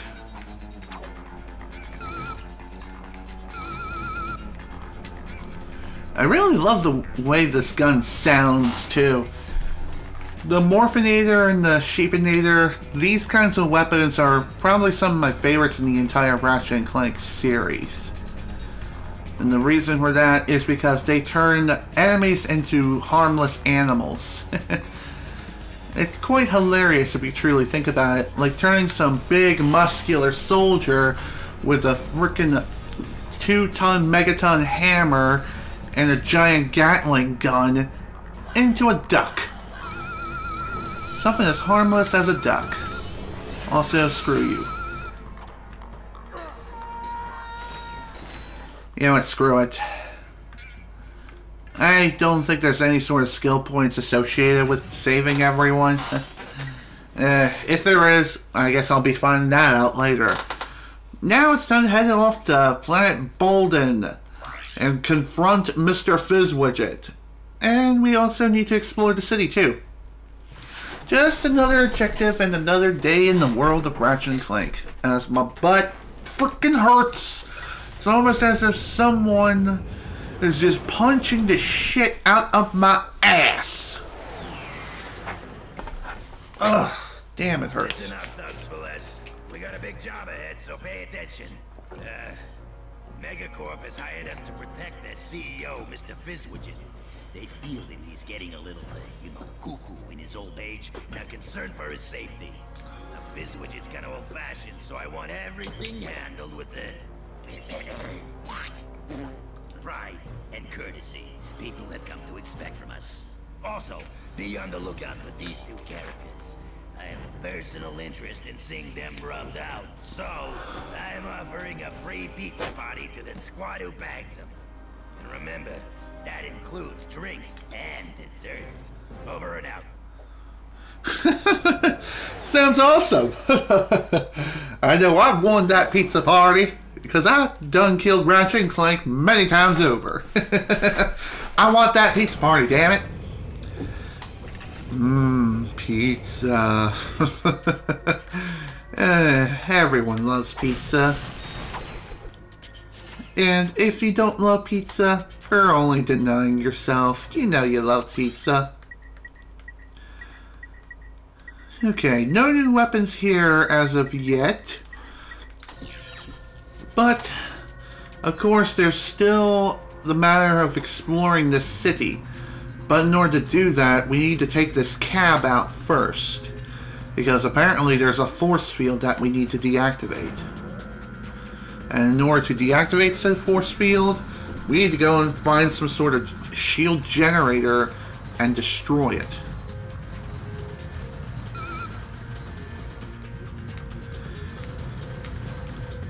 And of course, in order to find said generator, we just need to fly around this entire... fly around the underside of the city. I wonder if there's any sort of platinum bolts that we need to be on the lookout for here. There might be something worth looking out for. And of course that is like a little shield generator of sorts. Okay, that's hilarious. If you happen to run out of fuel while you're in midair, and you're not on like any sort of safety platform, you instantly die. Why is that? I have no idea. It's really, really strange.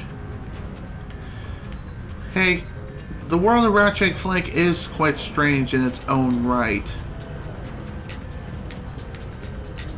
Anything in here? No, that's just an invisible wall.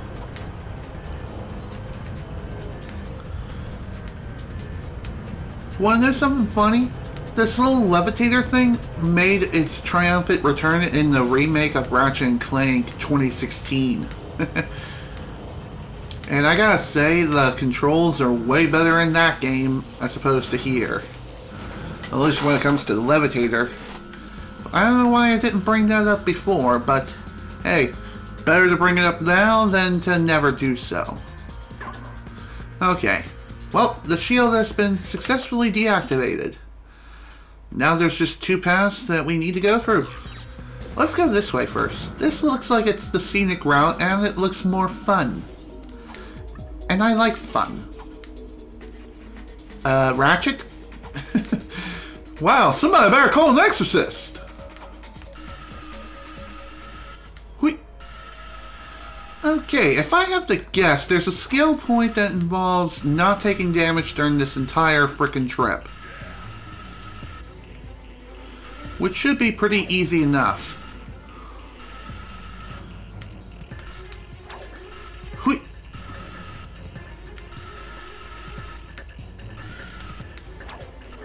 What? That's bullshit. Ah, damn it.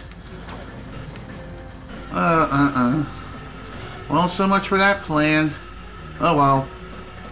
Guess we can go and get that skill point another time. Maybe after we beat the game. We may be able to do it today now that I think about it. Based on our progress and everything that's been going on in this entire play session. Hey, look at that. It's Sid. Sid Cognito. It's good to see you again. Haven't seen you in forever. Okay. Any mods that we can purchase today? We got 6 platinum bolts to work with, so we got plenty of stuff to buy. Lost a weapon to lock on to enemies. Let's see, that's a shock mod. Excuse me. Lock on mod, lock on acid. Huh, not bad for a sniper rifle. Lock on shock. I like that. Shock mod. You know what? I'm buying it. As for this, acid mod. And acid mod, give me. Only got 1 platinum bolt left. There we go. That mod I just purchased, I think, is like a mini mine mod for the mini nuke. So when it explodes, it places down little mines or something? I'm not 100% certain. Screw it. Let's just trigger these manually. Old-fashioned. The old-fashioned way. Nice! I come out of a teleporter and I get shot immediately. Of course. Seems like that always happens to me. Thankfully, these guys are pretty easy to dodge, just not at close range. Also, really? How did I take damage there?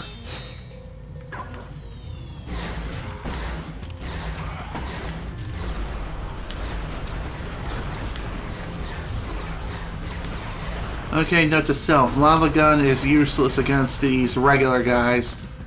Mid-sized enemies, yeah, the gun is useless. But the smaller enemies, yeah, it'll work just fine. I'm gonna go right first. See what's on this part of the city. Well, other than just death.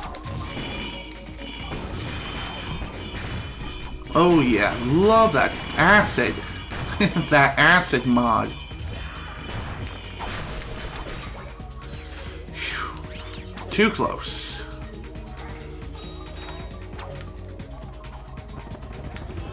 Wow, that was easy. Good old free nanotech on the top of the fountain. I love it. Absolutely love it. By the way, I do believe there is a limit or a threshold that you can reach as far as increasing your nanotech is concerned on your first playthrough. On your second playthrough, that cap is raised even further to, I believe, double that cap. Because challenge mode, as the name suggests, enemies are going to be harder to take out. But you will get some really sweet perks in return. Those perks I'll get into when the time comes, which may end up being relatively soon. But before we get to that point, I will have to mention that once you start a challenge mode playthrough, whatever save file you're working on gets overwritten automatically. So if you do not want to go into challenge mode right away, back out when it gives you the option. Just simply time warp to before you fought the final boss, and there you go. You can just simply back out just like that. And if you want to play challenge mode from then on, I think you just have to fight the final boss again and defeat him again. Which should be a simple task after you defeated him once before. As far as whether or not we're going to be fighting the final boss today, I'm not sure. I feel like we are.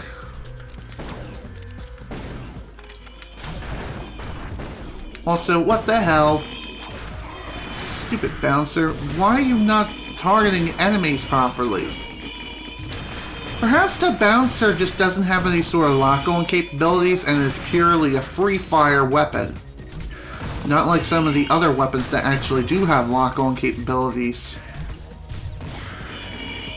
I will say it does make sense, but at the same time it's also really, really dumb. It looked like that would be a good wall jumping opportunity, but no. Not at all. Oh, really?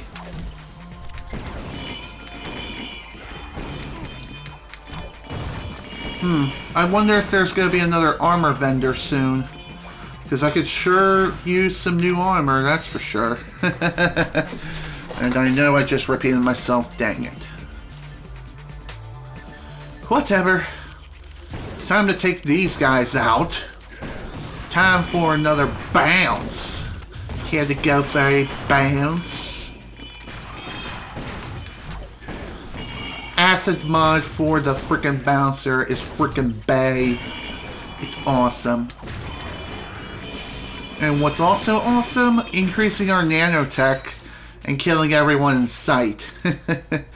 I think upon increasing your nanotech, you can end up killing everyone on screen or within your general vicinity.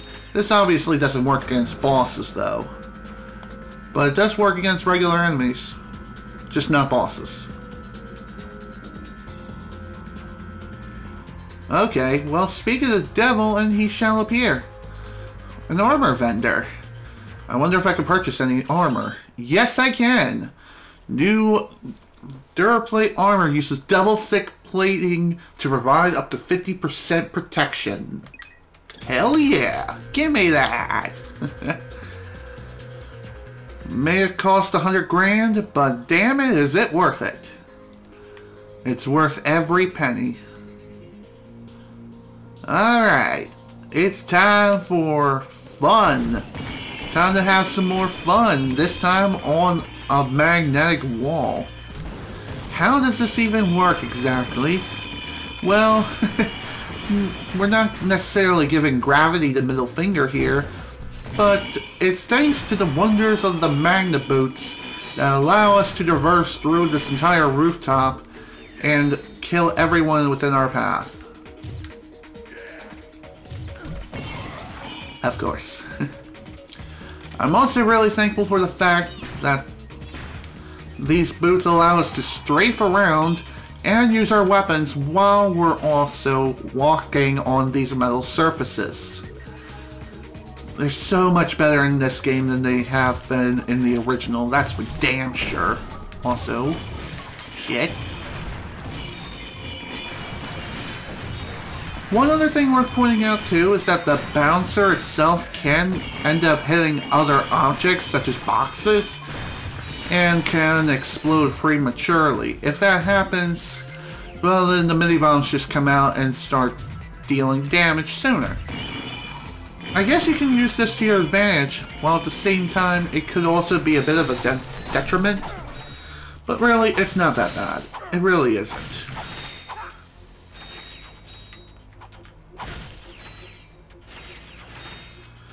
Here we go. More bolts for me.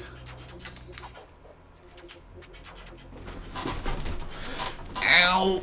Oh, God, I hate this chair sometimes. I hate the fact that it's so damn uncomfortable. Especially for long gaming sessions. I mean, holy crap. Crap. Damn it, I missed. Whatever. Irrelevant. He's dead.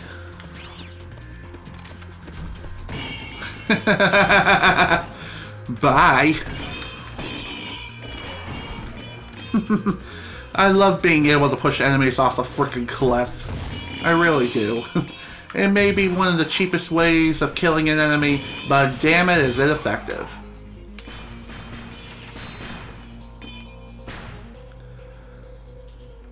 I will say this, though, about the bouncer. It's not exactly the most effective when it comes to metal surfaces, but it still has a use, and a very good one at that.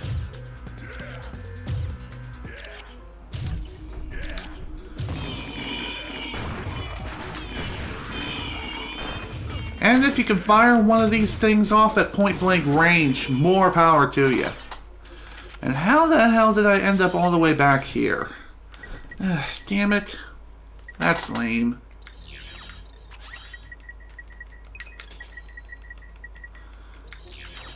Whatever. It's okay. It's not the longest of treks we need to make. Oh no. Believe me, I've been through one hell of a gauntlet many times over before. And that gauntlet I'm talking about is within Ratchet Clank Up Your Arsenal. Like, on the very last world, or the last level of the game, there's like no checkpoints whatsoever throughout the entire place. Except at the very, very end. That's it. Oh boy. I fell.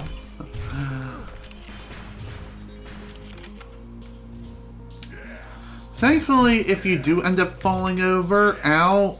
Come on, let me fire the damn thing!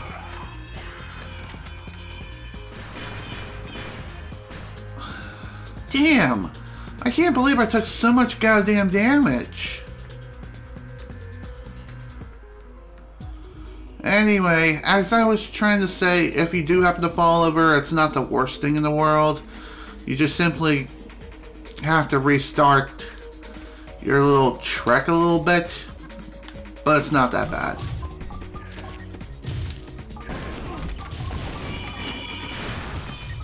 I really wish the fire rate was a little higher on this thing, and maybe that's with its fully upgraded version, it increases its fire rate, and you can fire more bombs at once.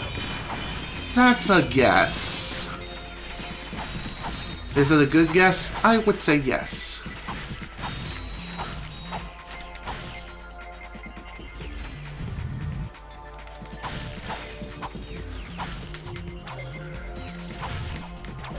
Worth it.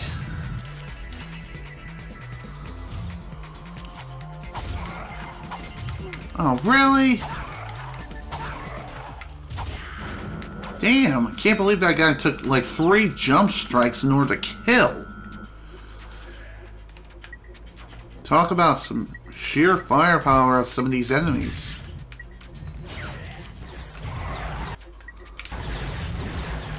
Crap. I will say this as well when it comes to these particular enemies. They are also excellent sharpshooters. They can end up sniping you without even trying. If you happen to let your guard down at any given point, and there are still like 1 or 2 of them around, they will wreck your face. And they will wreck it hard. Like so hard that you won't even be able to blink again. Ever. It may even make your heart skip a beat or two.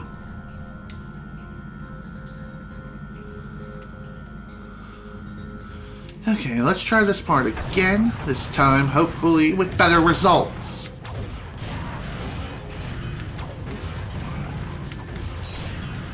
There we go. Can't believe I'm down to my last 3 shots on this freaking rocket launcher. Is there any more continue points from this point forward? That's something I'm kind of wondering right now. Thank God these freaking miniature robots are doing work. Definitely need them at my side at this point. That is hilarious.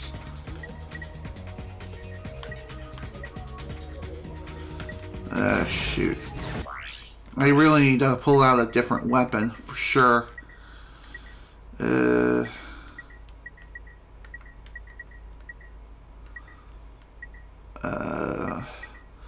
Screw it. I'm gonna have to use the Tesla Claw for the time being. Hopefully this can help me at least a little.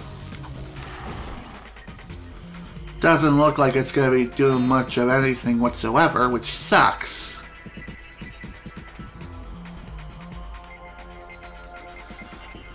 What's over here? I think it's just death. Yeah, it is. Just death. Nothing important here. Hey, what's this? A robot Mr. Fizwidget. What the? This isn't Fizwidget. Would you like a free Protopet sample? Available today. Where is he? Freeze, knuckleheads! Oh, no. The 2 of yous are under arrest for attempting to bump off Mr. Fizwidget. But this isn't... Save it, Fuzzy. You're not fooling anyone. You and your metal buddy just earned yourselves a trip to our new prison. Watch this. Thugs for Less Prison would like to wish you a happy incarceration. After a poolside orientation, all new inmates will meet one-on-one with a galactic nutritionist. This professional will ensure that you're eating a species-appropriate diet for your entire stay. Next, come check out our fitness spa with your personal trainer. Remember, a prison term can feel twice as long if you're not in proper shape. And for those times when you're just feeling blue, come talk it out with one of our 10 full-time life coaches. They'll help you find your smile again. Thugs for Less Prison. Experience the maximum in security. What'd you think of that? That didn't seem so bad. I assume you have provisions for vegetarians. Of course. Vegan or fruit. Wait a minute. You, take them away. And then pound their ship, too. Well, dang it. Unfortunately, we are now thrown into prison. What kind of prison exactly? Well, not exactly the happiest of prisons, like the Thugs for Less Corporation was claiming. Hey. Sorry. I have thoroughly analyzed our surroundings, and I'm afraid that there is absolutely no means of escape. Except that. Someone's got a girlfriend. I will be right back. Don't stop for anything along the way. And so, now we begin our prison escape attempt. Welcome to Mission Impossible, starring Secret Agent Clank. Wait, why did I say that? I kind of spoiled the events for Ratchet and Clank Up Your Arsenal, so oops. Anywho, now we need to make our escape from this god-awful place. Hammerbot acquired. Use it to hammer objects. Great! Sounds fun. Why don't we give it a whirl? Why don't we do that right now? It's hammer time, fool! It's hammer time. Everyone loves a good old hammer time.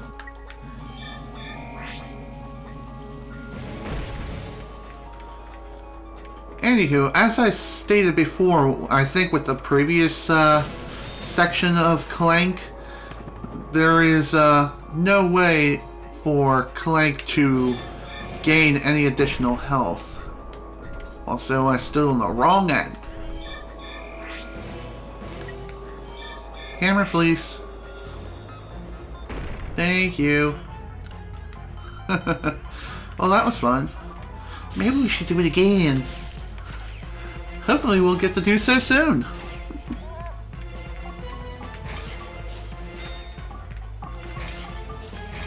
Get out of here. To control microbots, hold try. I know. I know how to use them.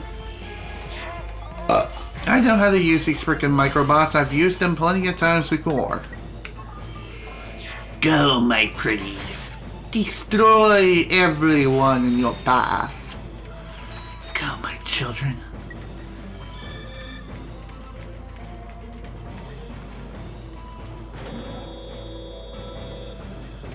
Anywho, at this point now, we just need to solve a couple of series of puzzles here in order to free Ratchet. But of course, it's not going to be the easiest thing in the world. Hammer time, buddy.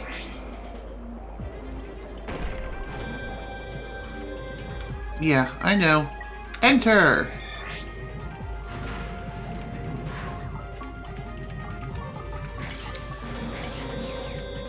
This particular section's not too bad. It really isn't. Oddly enough, these other robots are not attacking us. I mean, they weren't charging at Clank or anything, so what the hell's going on here? Why didn't they charge at us? Instead, they're just sitting there being like, I'm an evil robot with a chainsaw. Grr. Hey, come back here. I want to whack you. Dang it. What? I should be able to do something to maybe get closer to you. Ow! Oh shit, that hurt. Oh, so now they decide to move. When they have their own free time on their hands, of course. Attack.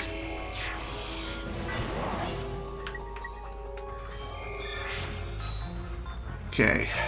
Still got one left.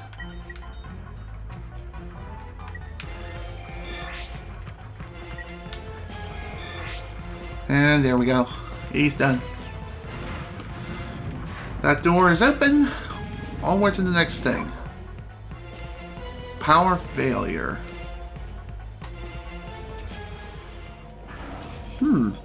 Emergency generators online.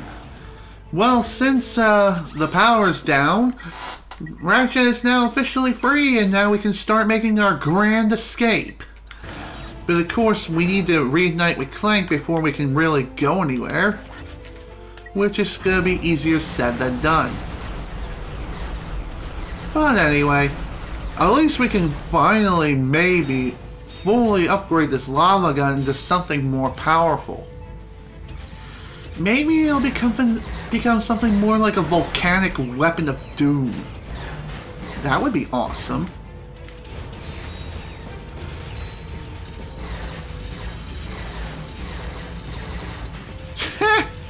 Okay, where are we? Robot hell? If so, what level are we on? Level 1? Seriously, I don't even know where the hell we are. Ow, screw you guys. And finally, Lava Gun has been upgraded to the Meteor Gun. Instead of spewing lava, it now shoots volcanic molten lava rocks. And it shoots it kind of like how the predecessor also shot said weapon.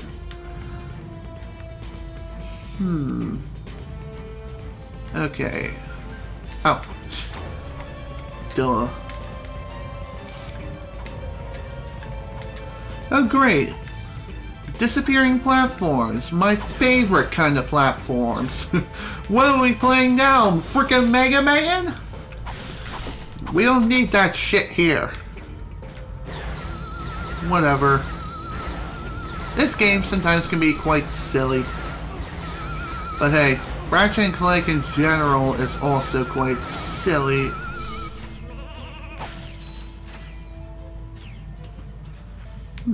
Anything in here? No.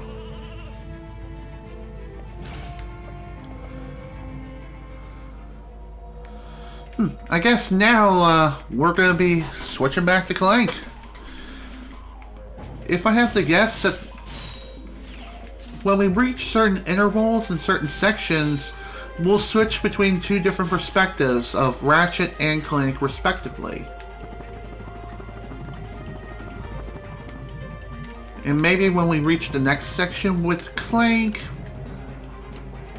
Ratchet's section will probably be the last one, and maybe we'll be able to reunite with each other. Who knows?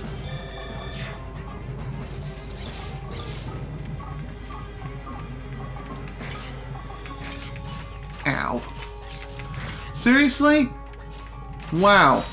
I guess another thing worth pointing out too is that even if you do end up changing sections, the game does not refill Clank's health. So whatever health he had in the previous section at that point in time, that will be the health of which Clank has at that point going forward. And I accidentally destroyed the bridge bot. I'm an idiot. Great, now I have to go and get him back.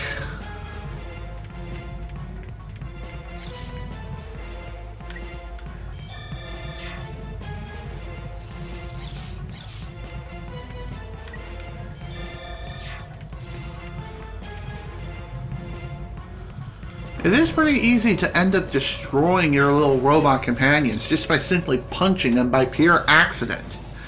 And if that happens, well, you just have to return to their previous spawn point, which can take quite a bit of time to get back to.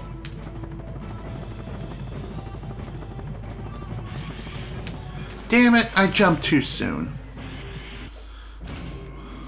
Man, that sucks. I really am not a fan of the fact that Clank just doesn't have a lot of distance when it comes to his jump. He can't jump very far, and he can't jump very high either.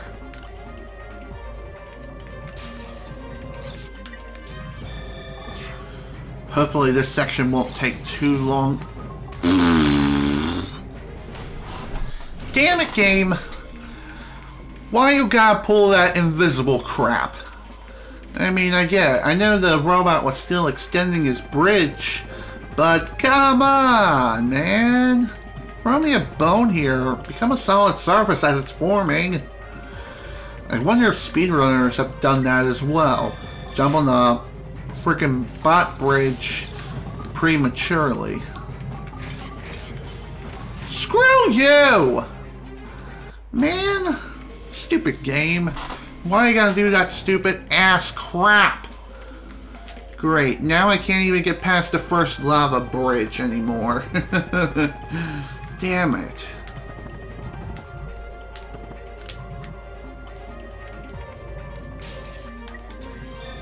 Build the bridge. Let me cross. Now we just gotta punch these freaking ostriches. And of course I got freaking Sparta headbutted into the freaking lava again. Am I inevitably going to take damage against one of those freaks no matter what I do? That seems like what's happening right now. And what's worse is that if they hit you at just the right point, which is about 90% of the time, they'll push you into the freaking lava. There we go, finally. How was that so freaking hard to get past? Game, you make no sense sometimes. I swear. Damn it! Seriously? Screw those frickin' ostriches! I guess. Are they? Or aren't they? I have no idea.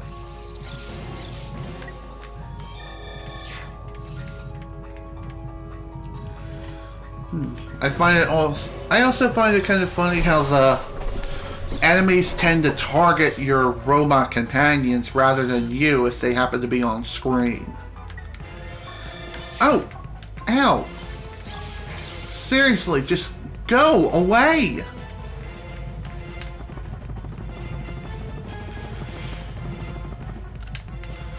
I swear if I didn't make it there, I don't even know what I would have done.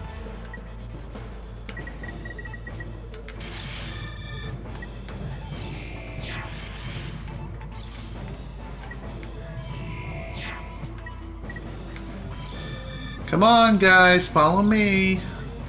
And then go attack everyone. I said attack, damn it.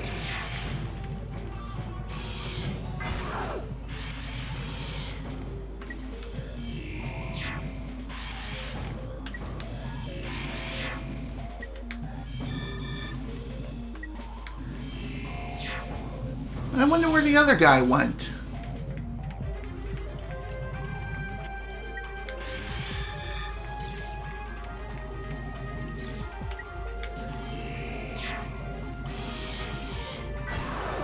No freaking way are these robots that freaking efficient.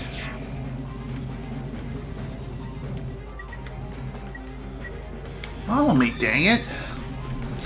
I swear, sometimes these commands on the frickin' quick select wheel can be quite jerky, especially with the controller I have. Also, how did that bridge bot end up coming back to help me out? There was no way he was gonna make the jump from where he was.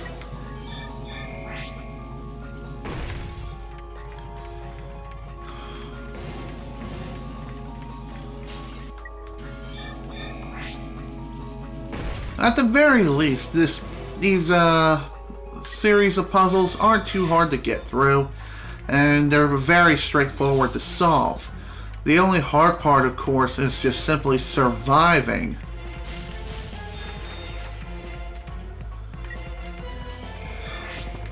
Survival is definitely the hardest part of this particular part. And it's just due to the fact that there's so many enemies that can very easily kill Clank. Due to the fact that he's so frail. Hey, new wrench! Check this out. Another wrench. Sweet! I seriously wonder why Ratchet doesn't just keep the other wrench. Oh, dang it. Why doesn't he just keep the new wrench that... not the... Damn it. Why doesn't Ratchet just keep his old wrench along with his new one? He can dual wield wrenches. And that is a freaking awesome idea. Why doesn't he do that? Bye. That's always fun. Ow. Damn it. Clearly, I'm not thinking again.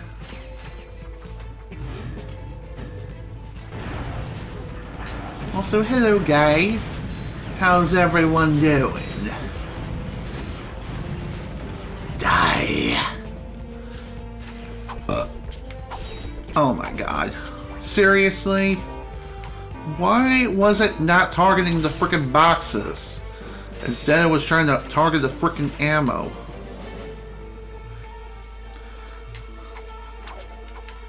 It's annoying how the targeting system works when it comes to throwing your wrench.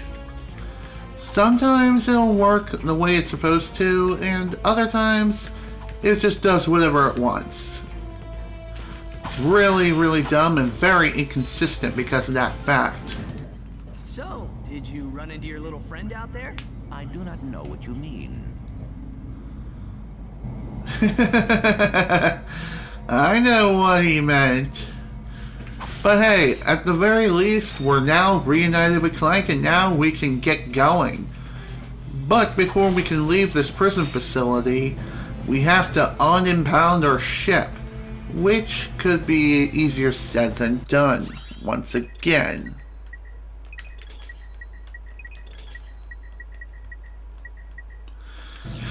Okay, nothing else here. Let's go.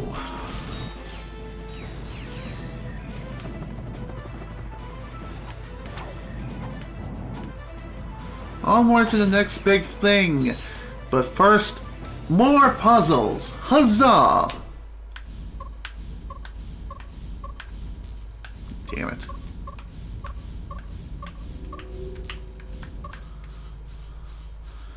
I guess I was on the right track there.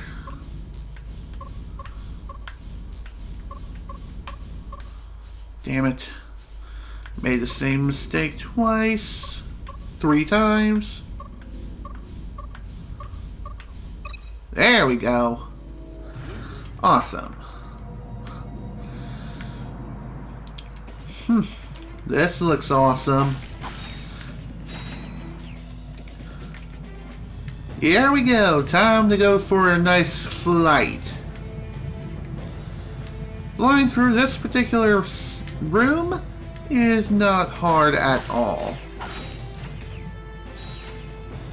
Also, I have a feeling there is something down there.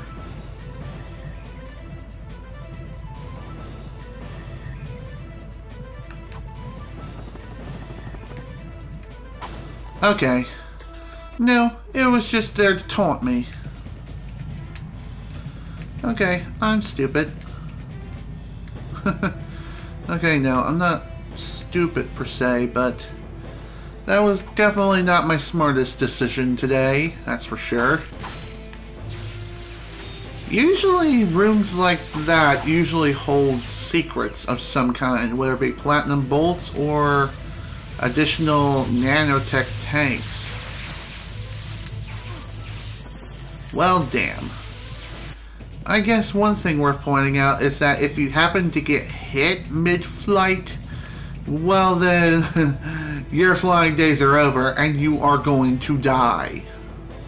You're going to fall to your untimely doom. And that's not fun.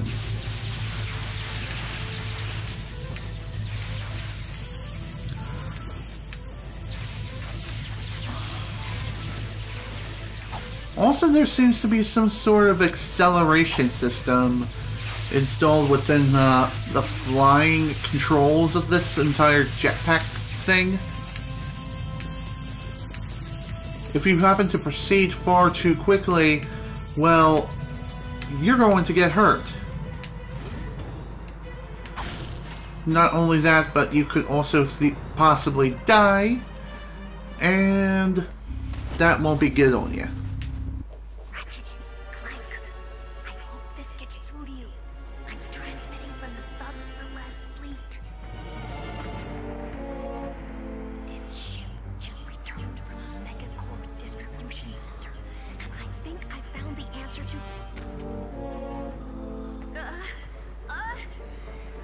shit! Oh dear. Who's there? Meow. Oh, wait a minute. What are you doing here? Sending a message to your little pals, huh? Well, say goodbye, boys. Take her to headquarters. Oh dear. Whoa! Did you see that? Yes, Angela knows how to defeat the Protopet. And she does a terrible cat impression. And we have to rescue her from the thugs. Agreed. We need that answer. And we have to protect her. Okay. I will upload the coordinates. Alright, well, coordinates received. And Angela is in trouble, so now it's up to us to go and rescue her. Typical damsel in distress, am I right? Would have been awesome if she actually put up a fight of some kind, but hey, you can't always get what you want from protagonists or friends or whatever.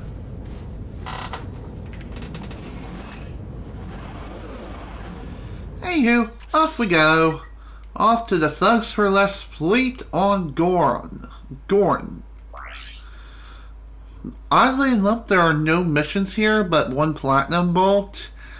I'm pretty sure there are actually missions here, and there's several mission challenges that we need to take on. 4 in total, I think, just like with the rest of the fleet missions that we've done up to this point. So, off we go.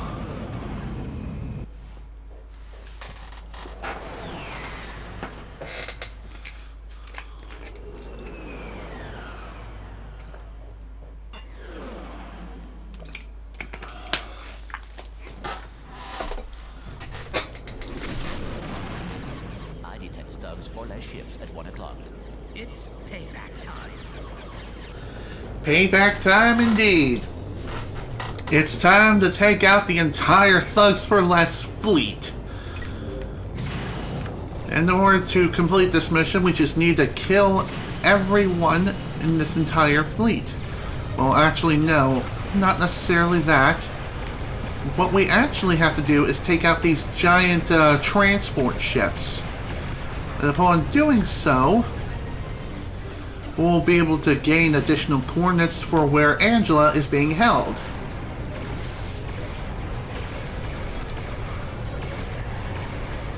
Also, you can keep barrel rolling over and over again by simply holding either L1 or R1. Keep this in mind as you're trying to get through these missions as fast as you can and trying to kill everyone in your path, while also trying to shake off the opposition from possibly killing you.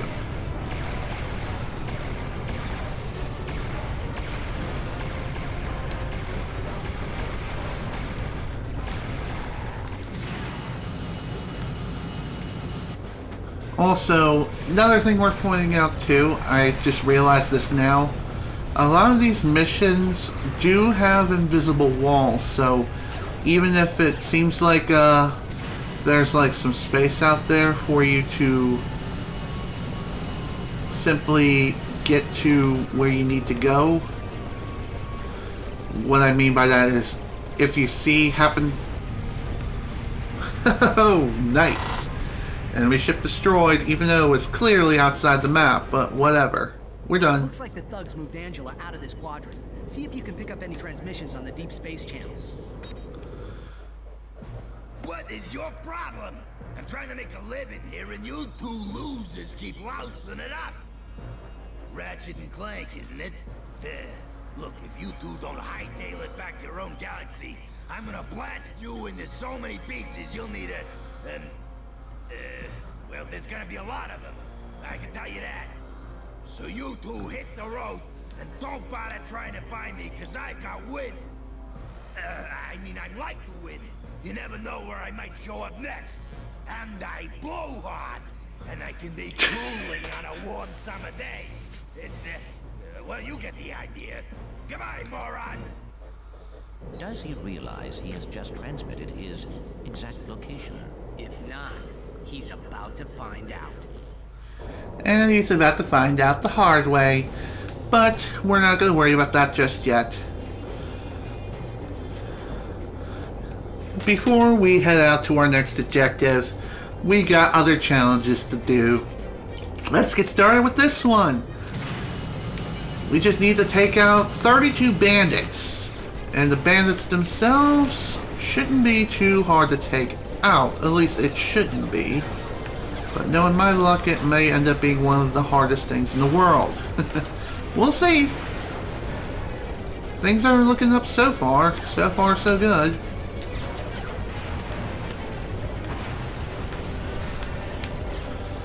Anyway, when you first begin this mission, just fly into the cluster of enemies, and the rest will essentially play itself. Just hold down the fire button, and eventually you will win. Don't be afraid to use your missiles once you manage to lock onto an enemy to deal even more damage to these bandits as quickly as possible. You may even be able to get some sweet rewards out of it, too, during your entire ordeal. Also, what am I firing at? I don't know. I'm blind. I am freaking blind. Anyway, if we want to get more missiles now, I think we just have to pray that an enemy drops a missile pack or something. Look at me, I'm talking as if talking about frickin' Metroid.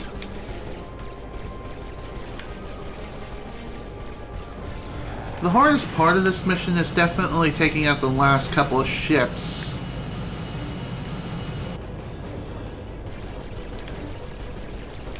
The last couple of ships are always the hardest due to the fact that they have a tendency to fly behind you. There we go. Target's destroyed, just 2 left.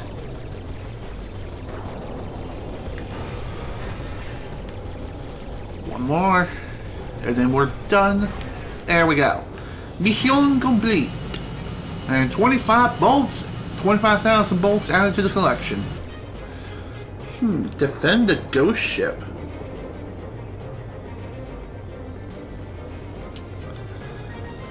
Ah, okay.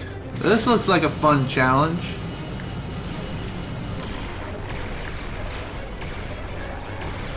Anyway, for this particular challenge, we have to wait for this ship to get become solid. It will go transparent on you every now and again. And when it does, that means the ship itself will be invincible. You just have to wait for the ship itself to become solid before you can unleash all kinds of hell.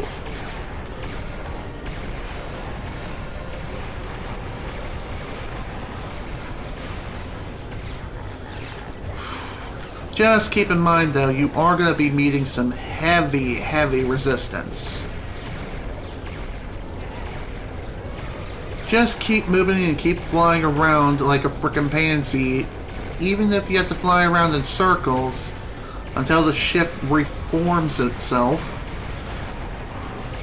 And use a combination of missiles as well as general laser fire. Doing so will allow you not only great results, but it'll also assure your death. JK, it'll also speed up the process of destroying the enemy ship quickly.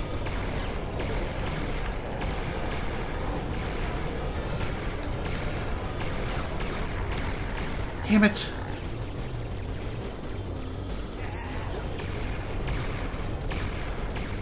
I don't even know how much health I have left. It looks like I have absolutely none.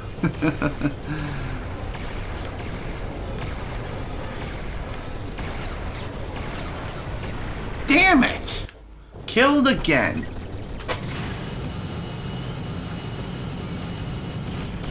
one thing that can definitely help you here is definitely not only laser upgrades for your ship, but also more powerful missiles and a better shield to deal with the enemy fighters.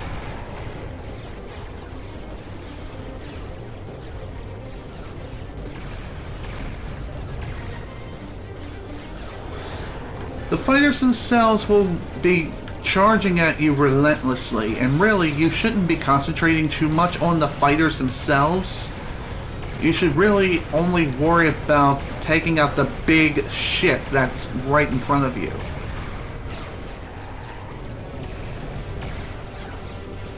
I think if the ship itself has like a...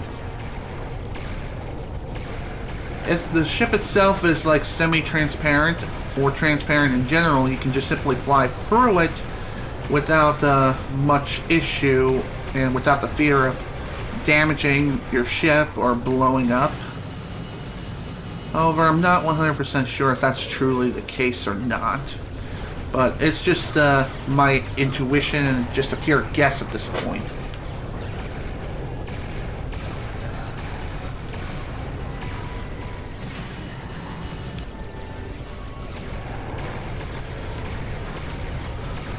Come on, man. Please just die.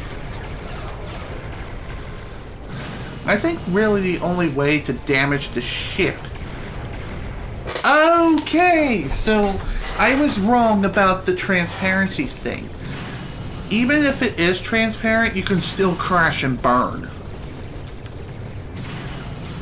As I was trying to say before, I think the only way you can damage the ship is taking out its guns.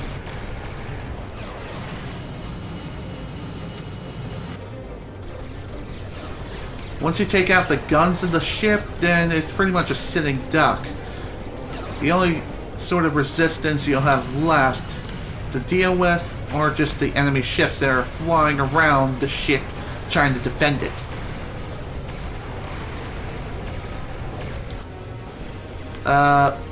What the heck just happened? I don't even know how I did that.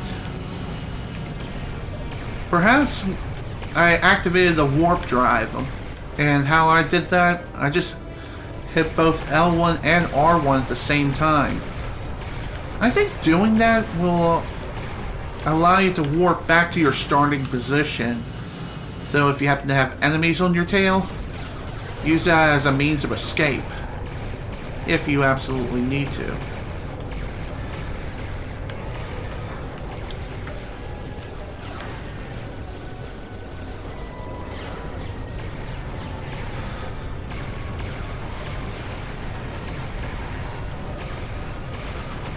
I really wish these missiles had a better fire rate, that's for sure.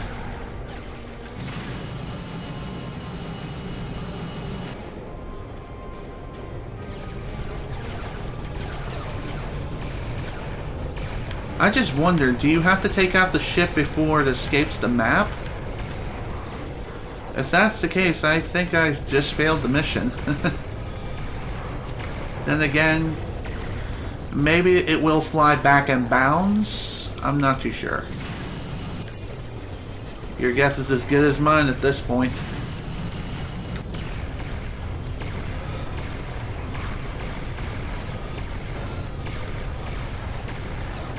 I wish there was a way for me to fire these freaking lasers faster. And no, tap firing does not allow you to fire the weapon faster. I know, I just tried.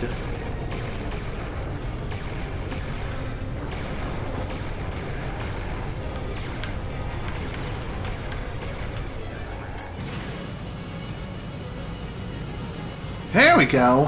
Whew. That was hairy, but hey, at least the challenge is done.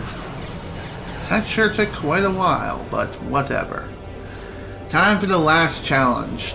Race through the docking bays. Seems simple enough.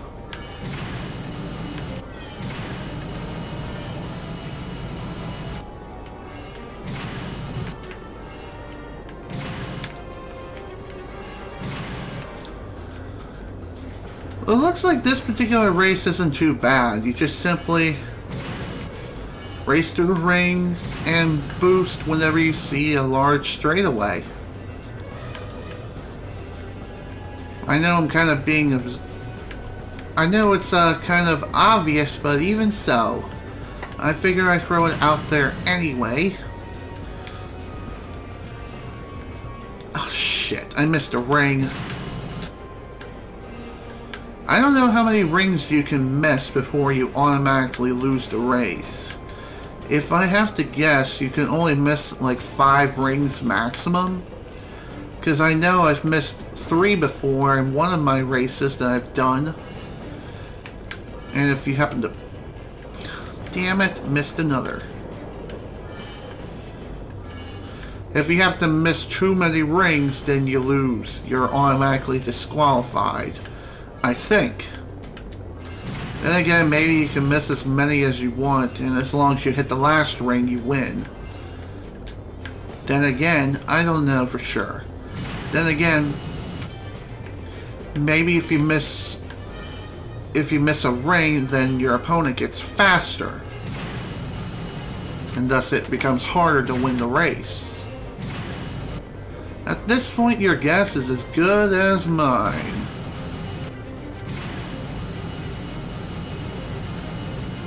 There we go. Race complete. 35,000 bolts added to the bank. And now it's time to head to the Thug HQ in Snivy. Why this place? Why this strange name? I have no idea. But, anywho, we need to head here next to rescue Angela. Let's do this! Operation Angela Rescue begins now.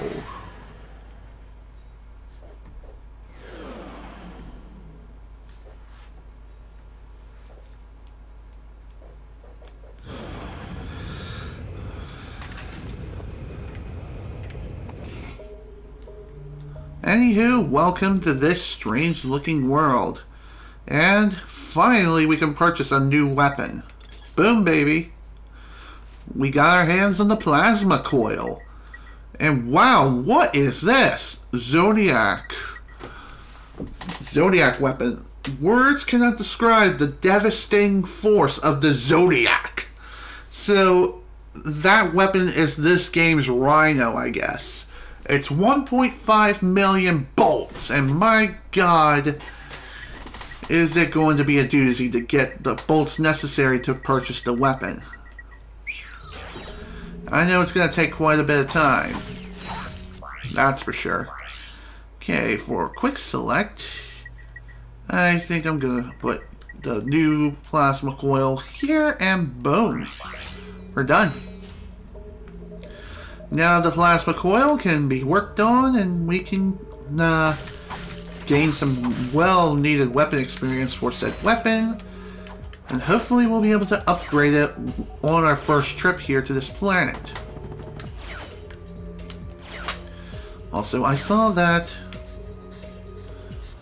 we just need to time our swings just right, get the right amount of speed. Hui! Perfect! Increased our nanotech even further. And we're about to get even more nanotech very, very shortly. Like so shortly that I don't even know when exactly. Maybe after the first couple of enemies that we kill. Who knows? Only one way to find out for sure, and that is to go and fight some enemies and kick some ass. Of course, that's going to be easier said than done.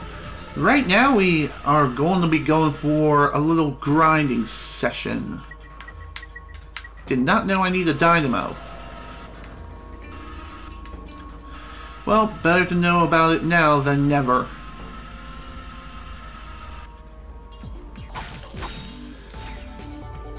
When it comes to this particular place, this doesn't seem too bad. Just need to jump from platform to platform and ride them all the way to the top.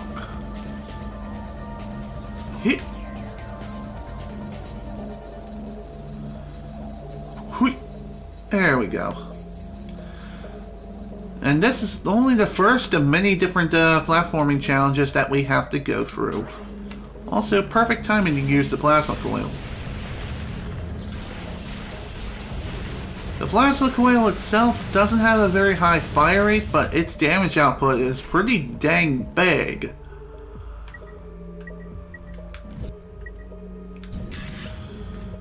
The only thing about the plasma coil, though, is that it has a very, very low ammo supply. It only has 15 shots to work with.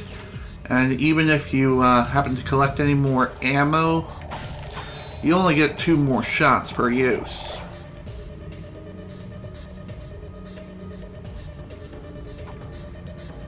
I wonder, can I open the gate?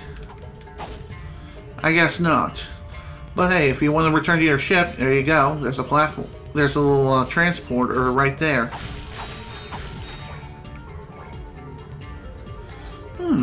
More armor, huh? Guess this one, yep, 250,000. Oh boy, that's gonna be a lot of bolts. That's for sure.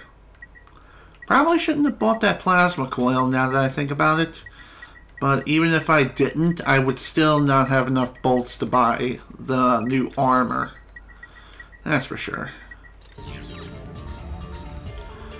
Don't be surprised if I don't end up purchasing every single weapon during the first playthrough.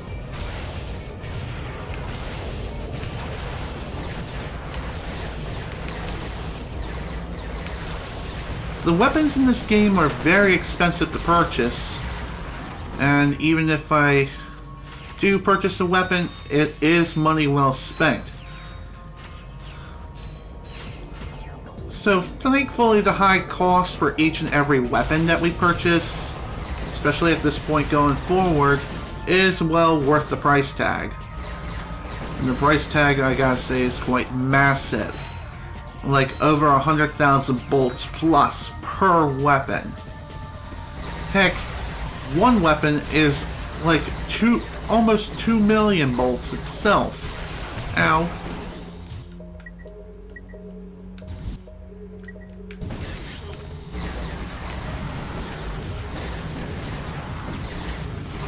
Seriously, screw you guys. I bet you if I had enough bolts to purchase armor here, it would definitely have made this part a lot easier to navigate through, for sure. Jeez, how many rockets does this thing take? I think that took about 10? Either way, it took way too many freaking rockets to kill. But at the very least, the weapon experience was kind of worth it. Still though, I don't like throwing away ammo just for the sake of killing a single enemy. And of course, in order to get through this particular place, it's kind of a maze. Oh, really? Of course. It's one of these.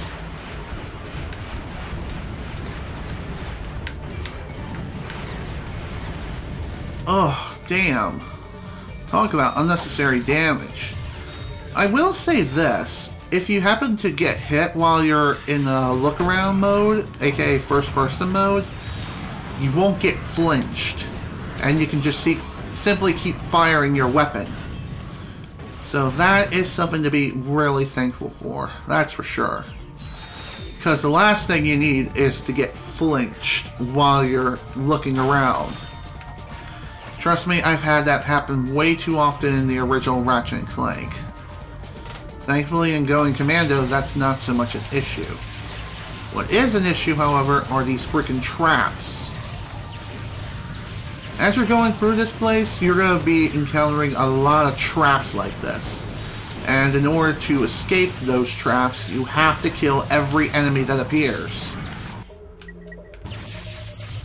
Oh my god, are you serious?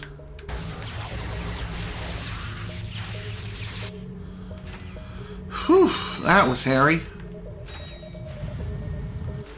I guess one sign to look out for as you're navigating through this place is if you happen to see several health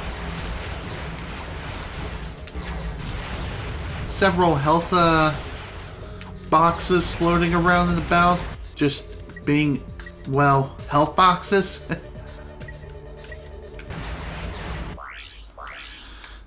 That simply means that you're going to be running into a trap. That's what I was trying to say. I don't know why I couldn't say it before, but better to say it now than never.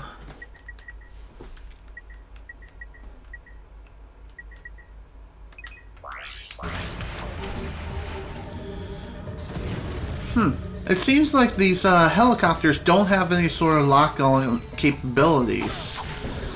Meaning, the HK-22 gun simply cannot lock onto the helicopters. You kind of have to shoot the missiles and pray that they end up hitting the helicopter.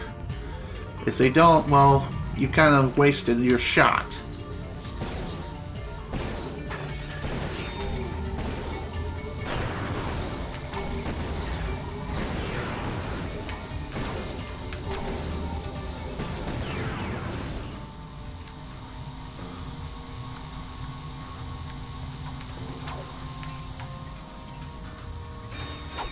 Looks like we're about to head into another trap. Well, speaking of the devil, I did hit the trap automatically. Dang it. Okay, they're dead. No more coming from there.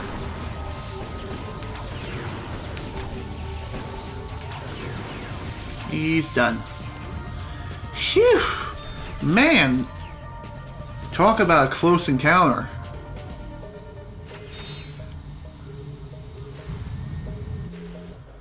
What the heck? What's so funny? Nothing, I guess. Prepare to die! Oh dear. Now we have a giant robot that we need to fight. Great. Thankfully, just reaching the giant robot triggers a checkpoint. So you don't need to worry so much about dying and then having to restart the entire gauntlet. Once you... well, shit. Once you reach the giant robot fight, it's just, you don't need to worry so much about redoing the entire thing. The only thing you would have to redo if you die at this point is the entire boss fight, but that's about it. This particular fight looks like it's going to be one of those kinds of fights. If you happen to have this health to spare, don't be afraid to take some hits in order to deal enough damage to the robot himself. Damn! I meant to jump out sooner, but I couldn't figure out which button it was. Another thing worth pointing out too is that even while you're spinning around in this turret, you're not invincible. Keep this in mind. You can still get hurt very easily, and there are no invincibility frames while you're sitting around in the turret. Also, be very well prepared to jump out of the turret at any given moment if the giant robot himself gets too close to you. If he gets too close, get out of the turret immediately because he's about to smash it. Also, do not try to fight the robot on ground level. Doing so, well, you're just asking for trouble. It's really all about just holding down your fort and unleashing all of your firepower against the robot himself. Eventually, the robot is going to come at you and try to smash your turret, just like this. And if that happens, well, just simply try to make a run for it as fast as you can. Don't be afraid to utilize your thruster boots if you happen to have them. Doing so will allow you to enhance your mobility greatly, especially when trying to escape from the giant robot's grasp.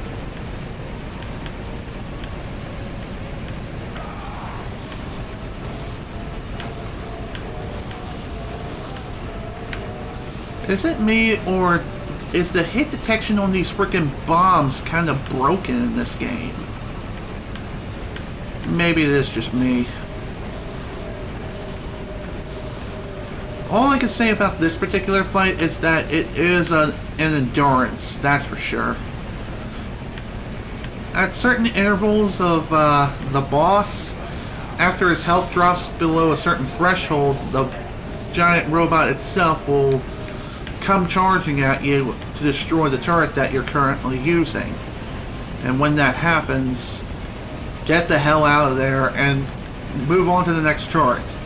Wherever it is you need to go. Okay. Apparently, the giant robot also is capable of shooting giant freaking lasers.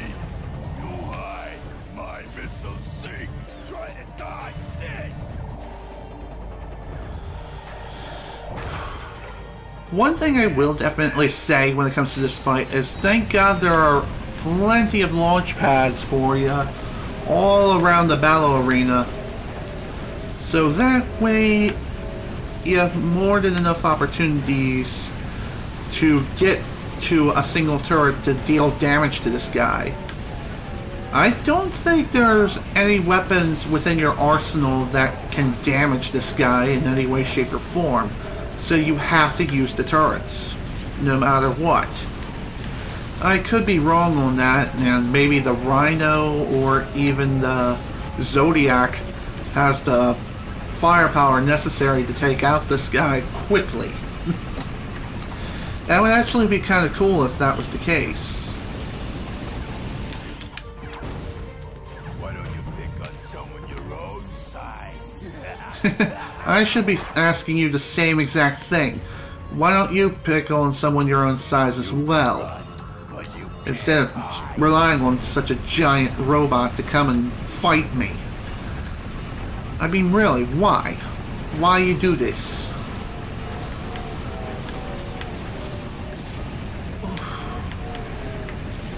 Lord have mercy.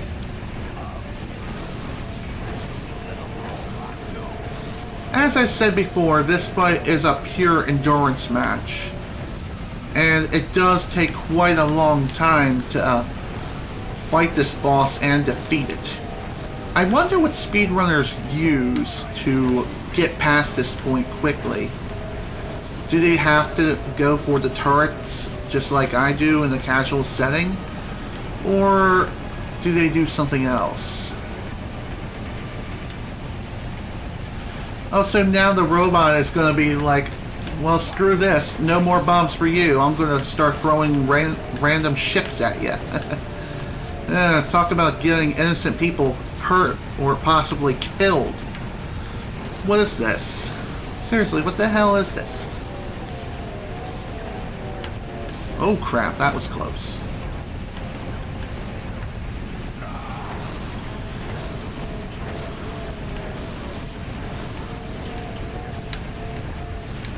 I will say this, at the very least, there is a small little lock-on mechanism, I think, built into these turrets. Okay, so when he starts firing at you like that, get out of there. Duly noted, especially for future attempts if I must. At this point, it's all about holding down that fire button until eventually the game lets you win. But it's not going to necessarily let you do that so easily, now is it? Especially for the sheer fact that we were kind of gimped from the very beginning with coming in with not full health. In fact, we were pretty low, now that I think about it. And we're already really, really low right now. And that's not something I'd like to see. Oh, damn it!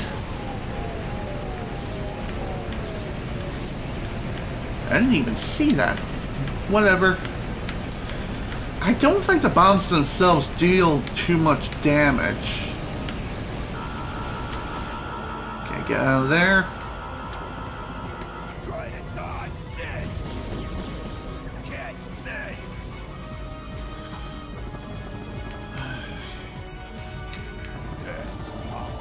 Up we go.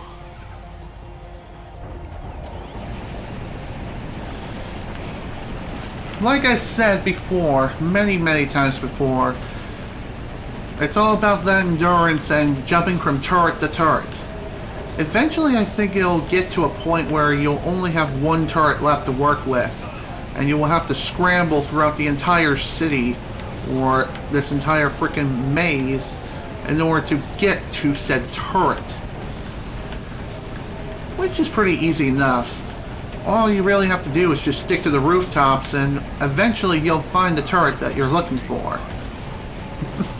Kind of reminds me of a certain Star Wars quote that also was the name of one of the trophies in the original Ratchet Clank. These are not the droids that you're looking for.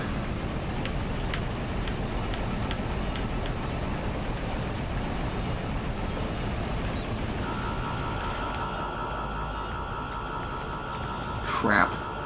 Get ready to feel the burn. Move, move.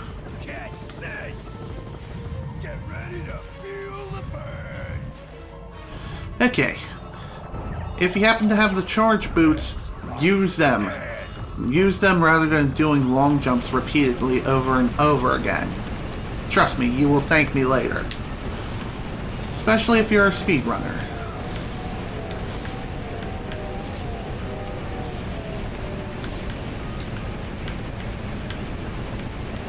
Another thing worth pointing out too is that as this fight progresses further and further, there will be more and more obstructions that essentially give the robot more cover than you, which kind of stinks. But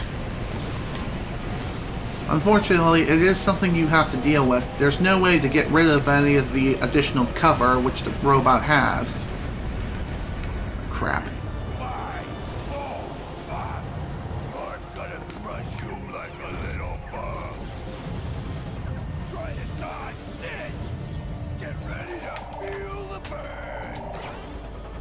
Is there a turret over here? Yes, there is. Thank God. Thankfully, whenever you do hop into a turret, you automatically lock on to the robot's current position. So it's not a matter of rotating the camera. Damn it! Well, that stinks.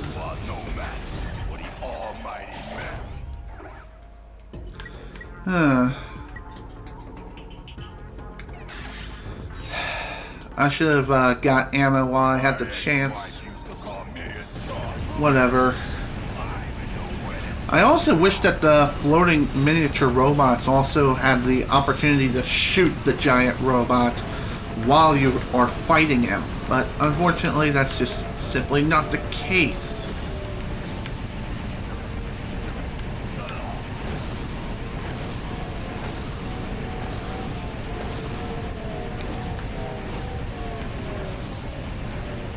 I don't even know how those shots even got through.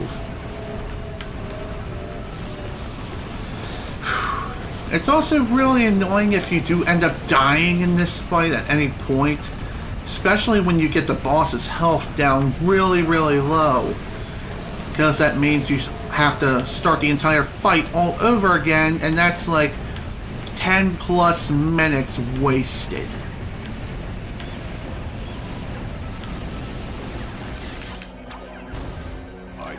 It seriously takes so freaking long to even be able to damage this damn thing and knock its health down. So, oh, damn it!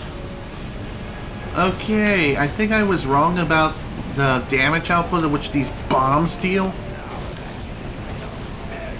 They deal quite a bit of damage, especially if you have like one of the lowest grades of armor, that's for sure. But of course, higher grades also means that you can take a lot less damage.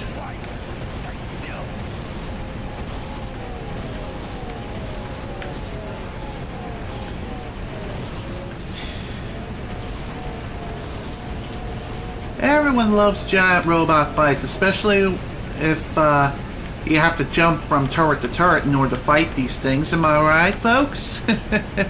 No. It kind of suck. Especially this.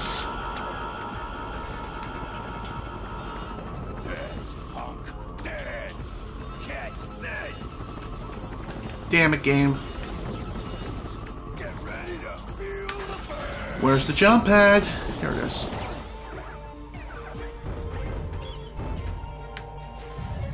Shit.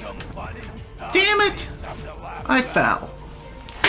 All because I was trying to run to the turret as fast as I possibly could. Okay, screw it. I'm gonna get some more ammo. Not that it'll help me, but even so.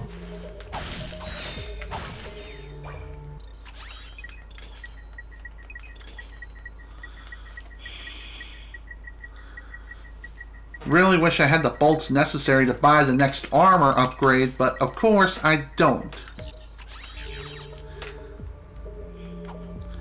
Armor is really expensive, like on the same level of expensiveness as the weapons themselves. Like seriously, they are so freaking expensive, it practically costs you an arm and a leg in order to get any pieces of armor, or any armor upgrades whatsoever.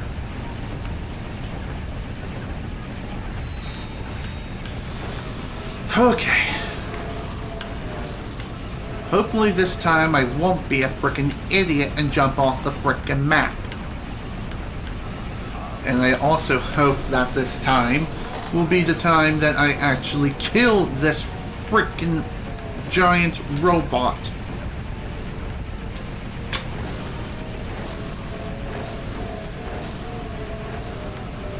Damn it. Oh, hello, Pop Tevin. Thank you for the follow.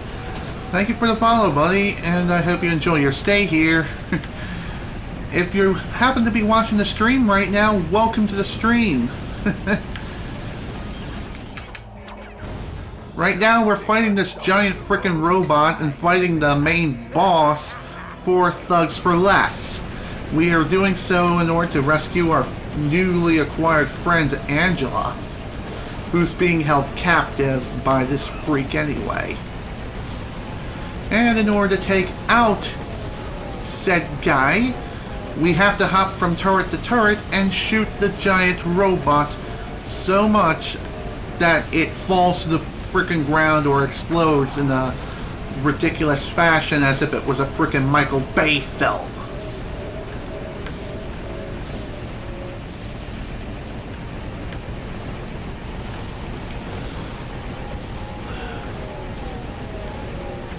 Hello?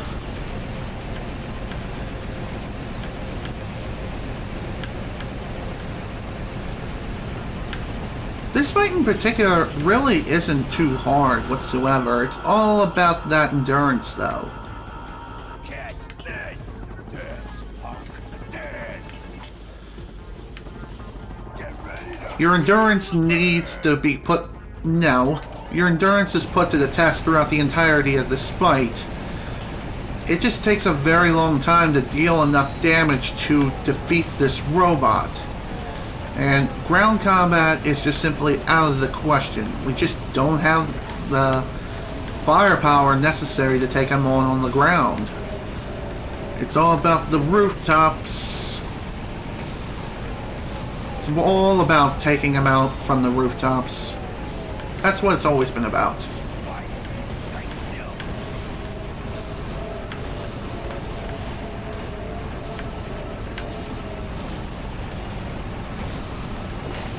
One other thing I'm really thankful about is that the bombs themselves are very easy to shoot. Hit.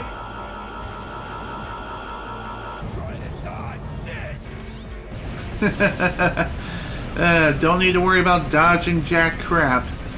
Also, one thing I'm kind of wondering right now, even if the giant robot is like next to a turret, why doesn't he just destroy it before we get to it? I seriously don't get it. That would make his job so much easier. In fact, why doesn't he just destroy all the turrets to begin with? Why doesn't he just go around and destroy every turret in this entire freaking battle arena? Not only would this make his job easier, but it would also make it so it would be practically next to impossible for us to take this guy out. This robot would practically be invincible.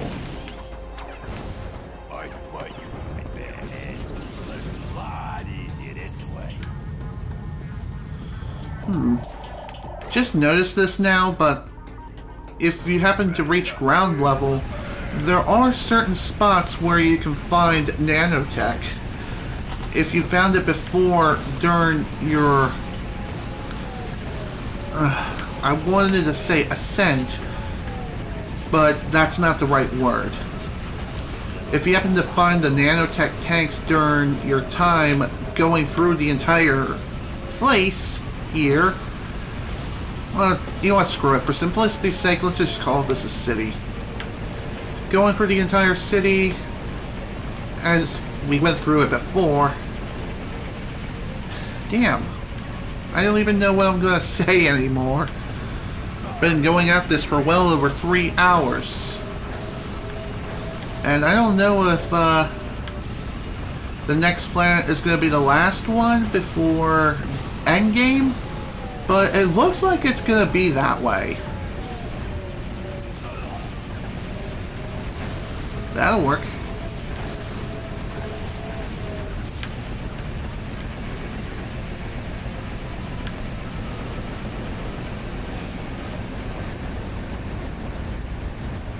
Hey, here comes the fireworks.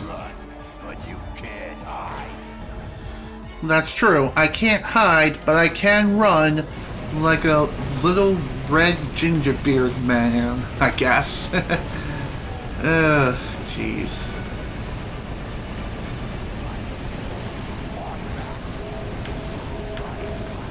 Man, this guy just takes so many freaking bullets to kill. It's not even funny.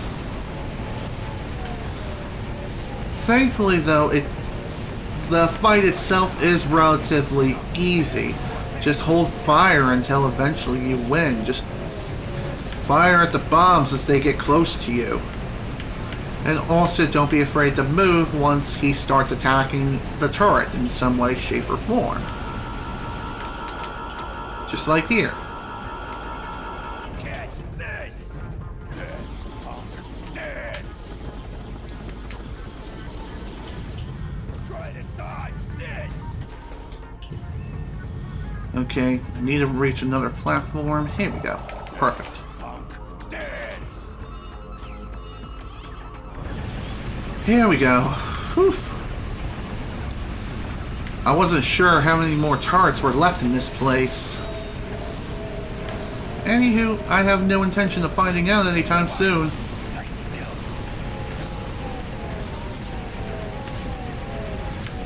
If I have to guess, when it comes to these bombs, I think they slowly yet surely become faster.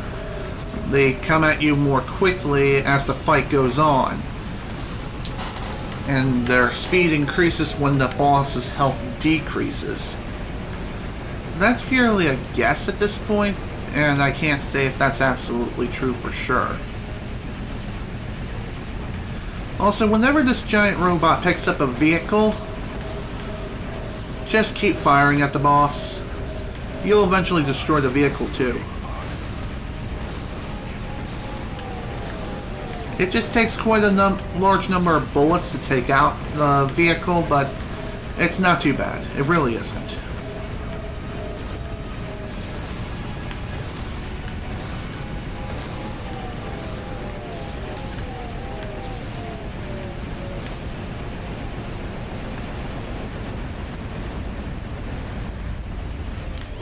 Damn it. Jumped off too late. Oh well. Sometimes it takes a little more courage to just simply stick around on the turret despite the giant robot attacking it. It's honestly like the best idea to just stick around for as long as you can and jump off of the turret the last possible second.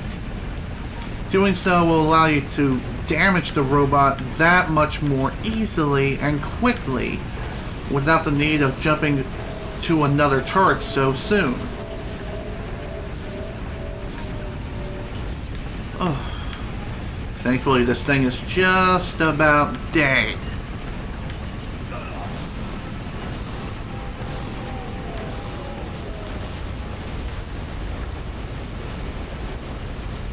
There we go. Finally. You okay, Clank? Great. Let's go. Hello? Aren't you forgetting someone? Oops. Oh, I meant after we free Angela. Thanks. Now, before you run off, take a look at this. I picked it out of Lizard Boy's pocket. Ooh, I wonder what that is. Entry 4792. Returning from Megacorp's distribution center, and beginning to suspect that Megacorp has lied to me. The extra-large decorative paperweights being stored there might actually be an enormous supply of protopets, which might explain why the whole facility is guarded by ravenous mutant creatures. Their warehouse ship may hold as many as 10 million crates, and with 100 protopets per crate, that could be as many as 3.5 zillion protopets. A secret shipment that large can only mean one thing. Megacorp is up to no good. I will confront them as soon as possible and demand a bigger cut of the action. Oh dear. Are they insane? The galaxy is in far more danger than I had imagined. Do you suppose, Mr. Fizwidget? We've wasted enough time on Fizwidget already. I swear that crazy old man is not the same person I used to work for. Whoa, whoa, whoa. You used to work for Megacorp? Yes, in the genetics division. On the Protopet? On fixing the Protopet's flaws. And I was this close to succeeding when Fizwidget suddenly pushed up their release date. Is it worth disrupting the Protopet shipments? It's a start. But to stop them for good, we're gonna need to break into Megacorp headquarters. Break in? How? I have an old Megacorp ID on my home planet. We'll split up then. Clank and I will go to the distribution facility. You go grab the ID. Okay, so we now have a plan of action for our next objective. Before we can head off to the Megacorp headquarters, what we have to do is head towards the Megacorp distribution center, and we need to stop the distribution of the Protopet as fast as possible. So, with that in mind, let's get going. Onward to Planet Smog. Just need to search around the planet for more coordinates for yet another location and more awesome things along the way. See if you can find any more news on the Protopets. And now, Behind the Hero brings you the conclusion of our series on Captain Quark. As of this airing, the fugitive superhero has been missing for almost 6 weeks. Did he die heroically? Was he the victim of an overzealous fan? Or is he still out there somewhere? The galaxy may never know, but stay tuned for more baseless speculation and crackpot theories on Behind the Hero. Well, no more Quark. Good. It is almost time for RoboChef. RoboChef. I wonder what that's about. Maybe it's a cooking show. Maybe it's something else entirely. The world may never know, unfortunately. Anywho, welcome to the Megacorp Distribution Center. Within this place holds a lot of nasty, nasty surprises for us. So with that in mind, let's go ahead and get things started. Off we go. I wonder what we'll find today. Probably more mutant pets that just slide on the ground for no reason. Why is that even a thing? I have no freaking idea. But anyway, it is creepy. Like, really, really creepy. Also quite disturbing as well.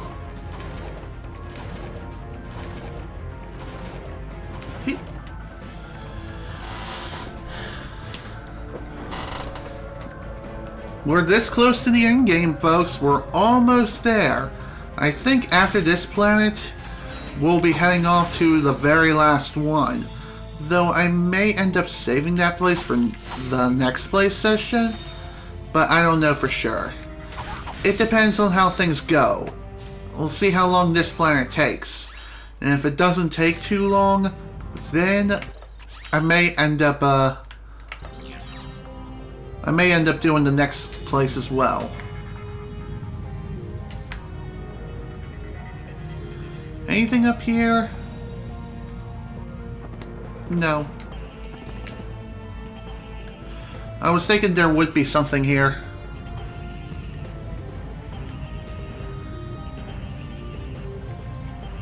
I'm not too sure, but I think if you're ascending with your jump pack thing here, you consume more fuel than you do descending, but maybe that's just me. That's basically what I just noticed not too long ago. Okay.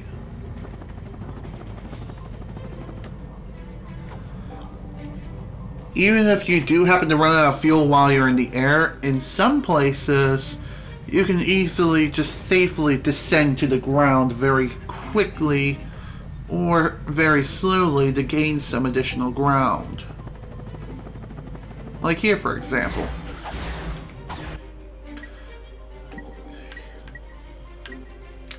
Yeah, let's go with this.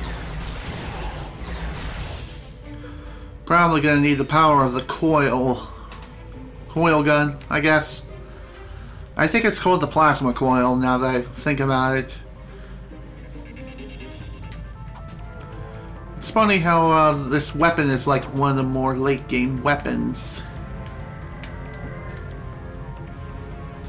Wait, when did I say that? I don't know. Either way.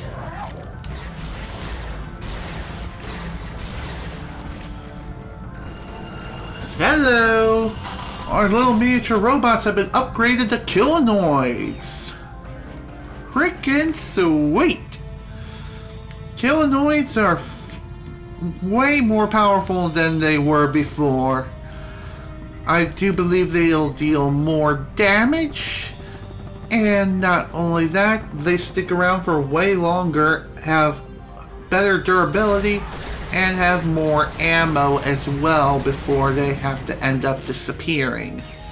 So that is freaking sweet. Another weapon complete. Oh shit. And there I go, trying to be a speedrunner. Damn it. Oh. Oh my god, get back up there, Ratchet. Thank you. Jeez, let's not be an idiot, please. That would be great.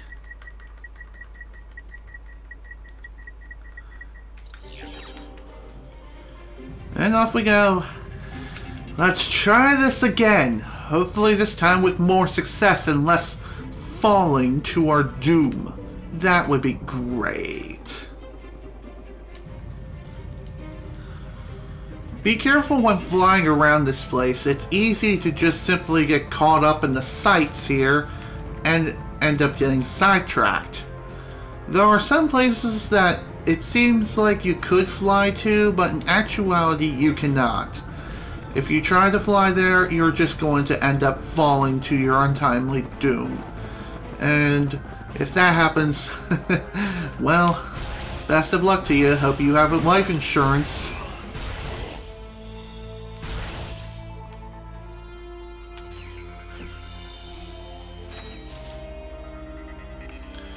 I wonder if this thing has any sort of mod capabilities available. I mean, it should, just like any other weapon. But what kind of mod does this thing have? That is something I'm truly wondering right now. Perhaps the only mod that's available for the thing is maybe a lock-on mod. If not that, maybe it has a different kind of mod, like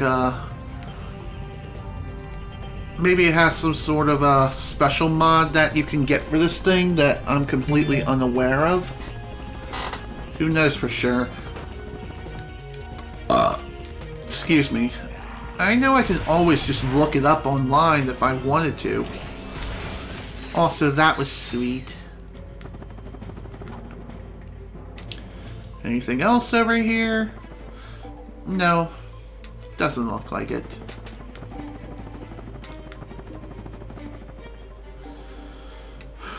Okay. Ooh, what's this? Just a cutscene telling us, hey, why don't you try going up there? Well, of course. Where did you think I was going to go to next? Oh. Well, that was lame. Well, at the very least, I managed to get back to safety. Ow. Frickin' butt.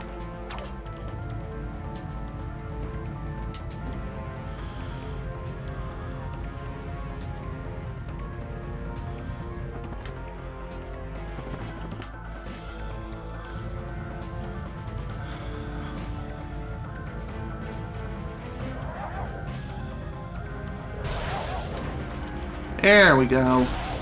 Barely made it up here, too.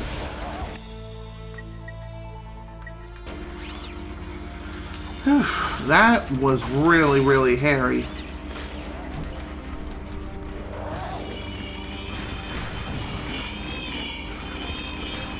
I really wish the bouncer had some sort of lock-on capability. And funny enough, this weapon did make a reappearance in the sequel, Ratchet Clank Up Your Arsenal, and it's way better in that game. Especially for its final level variant. Holy crap, is it amazing. This game, not so much. I mean, it's still great, don't get me wrong, but at least in Up Your Arsenal, the bouncer has some sort of lock-on capabilities on the ground. Whatever the targeting cursor is aiming at, it would lock on to any enemy that's within its vicinity and its effective range. If not, then, well, prepare to have the ball roll. Okay. I think I see what I gotta do here.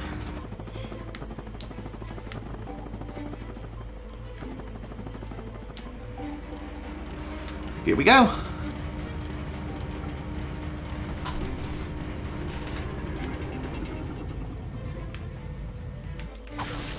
Ow! Dang it! Didn't mean to do that. Also, I think I could have just wall jumped up here. I don't know, I feel like the walls, yep, they're way too far apart. Okay. Ow.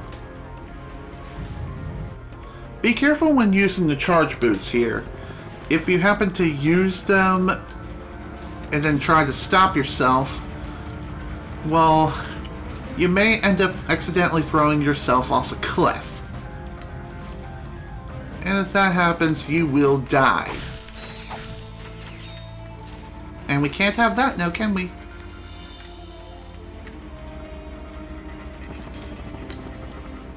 Phew, barely made it.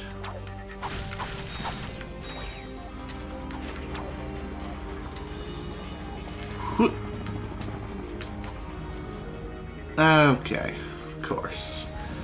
Gotta make it all the way to the top of my first trip. That makes sense. Kinda lame that it has to be that way, but oh well. Can't exactly control the game and its wants and needs.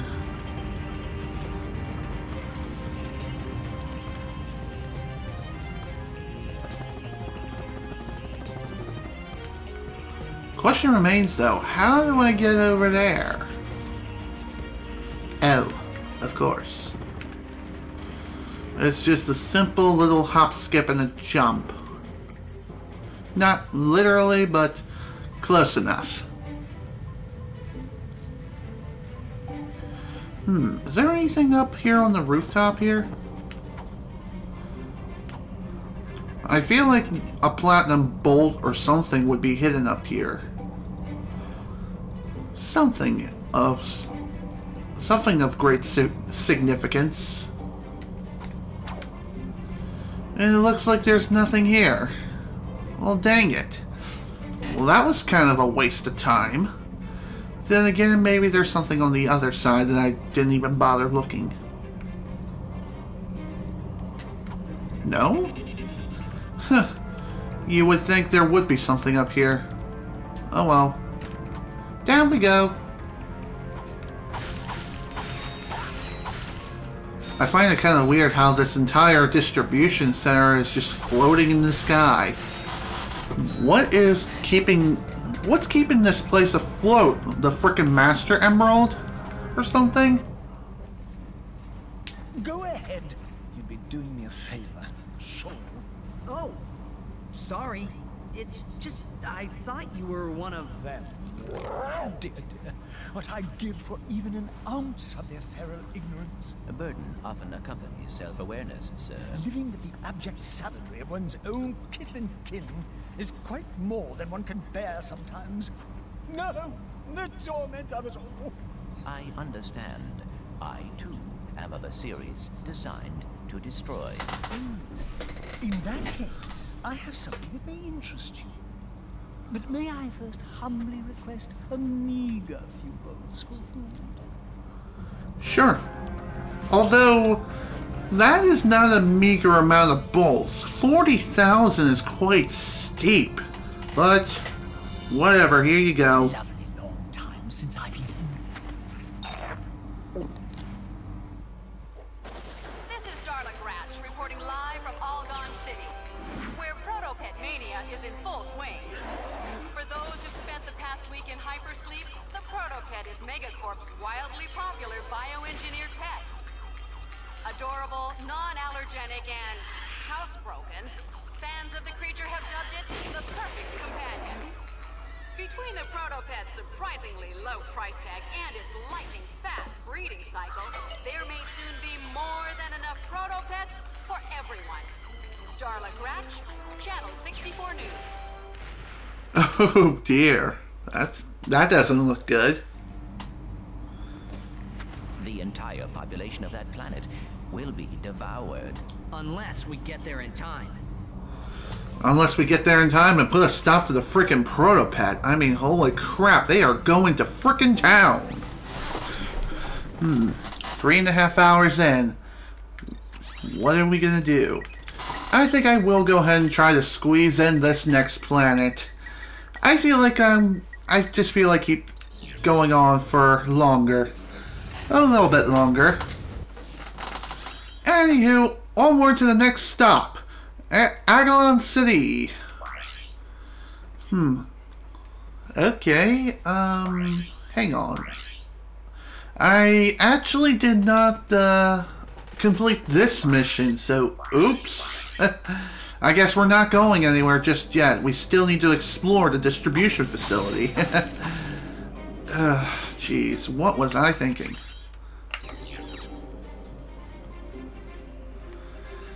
Anywho, in order to go and complete this particular mission objective, we just need to head left instead of right. Just take the jump pad to your next destination. Can't believe I forgot about this. I was thinking there was only like one mission objective, but no. There's actually multiple objectives here. Oops.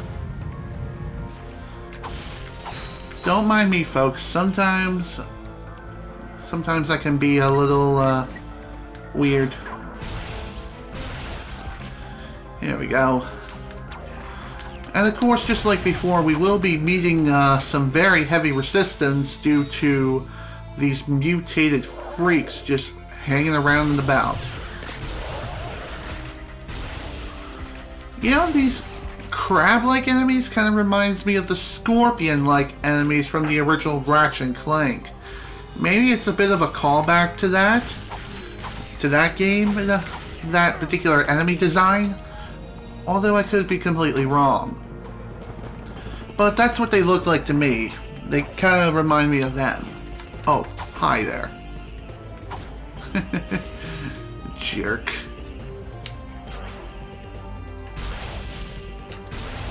There we go.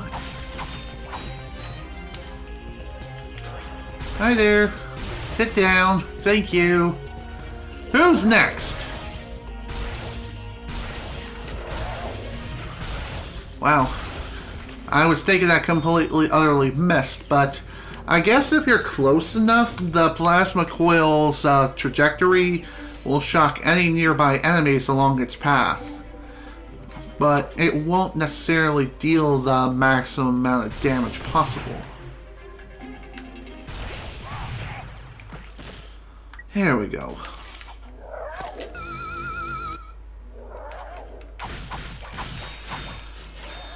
As far as navigation is concerned when it comes to this particular facility, it's really not that hard whatsoever. It honestly isn't.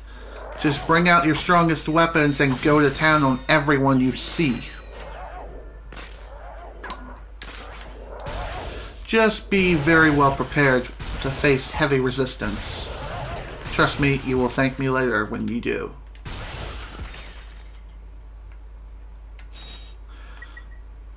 Don't be afraid to pick up ammo either from nearby ammo crates if you happen to be running low on ammo.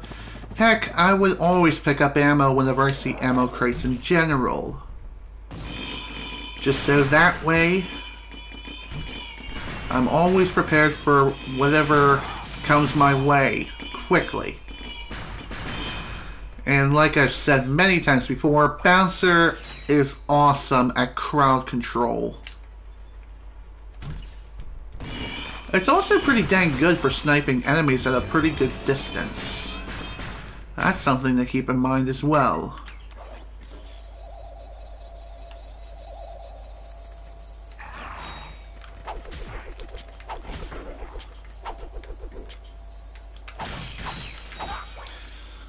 Okay.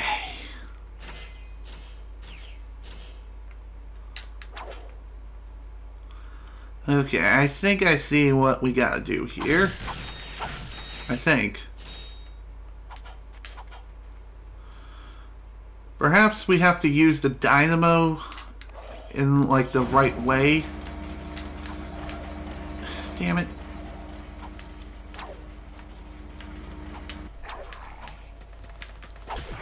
Okay, that's what we had to do.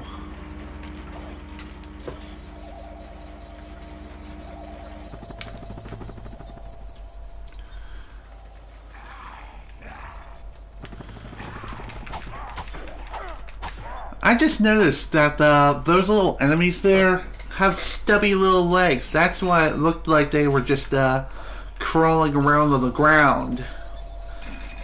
It's pretty disturbing, while at the same time it's also pretty funny. How so exactly? Well, if you happen to watch their walking animation, you will see why. Also, did that door just open instantly, or is that just me? Yeah, I think that door did open instantaneously. There we go. Everyone is about dead.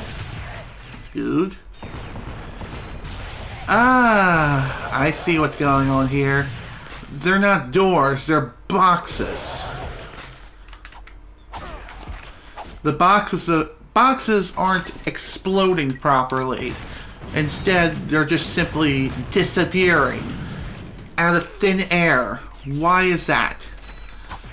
I don't even know if that's also an issue in the original Going Commando or not. But it's an odd visual glitch that happens here, and it's quite hilarious.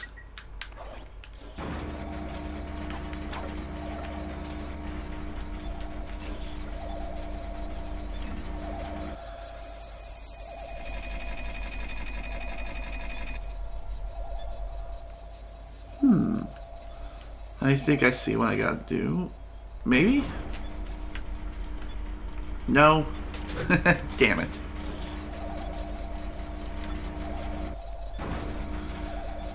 Oh, okay. I had to jump off at a certain point. And I should have went this way instead of standing around like a headless chicken. Time for more circuitry. Delicious, delicious circuitry. It's not like we're actually eating it.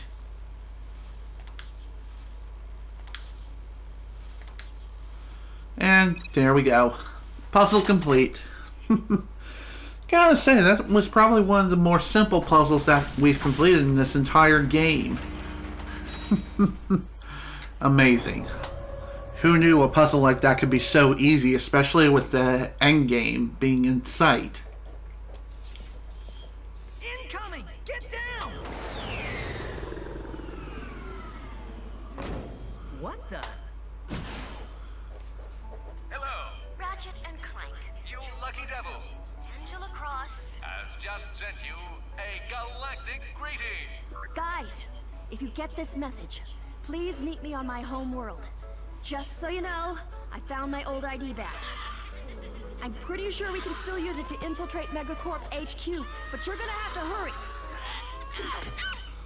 Before the Protopets completely overrun us! Oh, and sorry for the balloonogram. It was the only thing I could get off this point. We hope you enjoyed your galactic greeting. That Angela is quite resourceful. Yeah, she thinks of everything, doesn't she? She also appears to be in great danger. Okay. Well, with that, we've downloaded coordinates for yet another new planet. So, where should we go to from here? Well, that is a pretty dang good question. Of course, we still got more of this place to explore. Like, seriously, we do. Big time.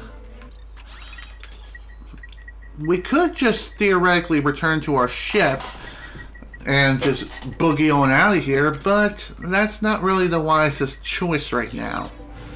Instead, what we have to do is make our way through the rest of this obstacle course without KMSing like that. Damn it. I hate it when I do that. Trying to dodge an enemy attack, and instead of dodging, I fall into the cracks of the world and fall to my doom.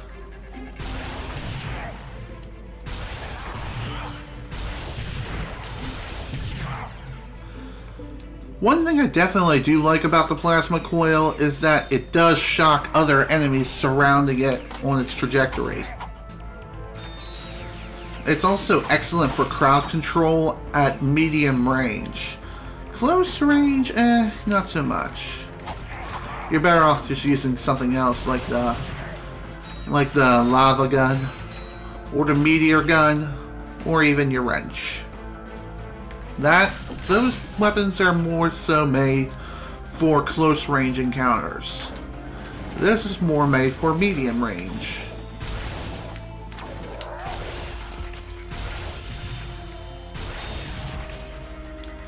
I wonder if this gun has a range limit.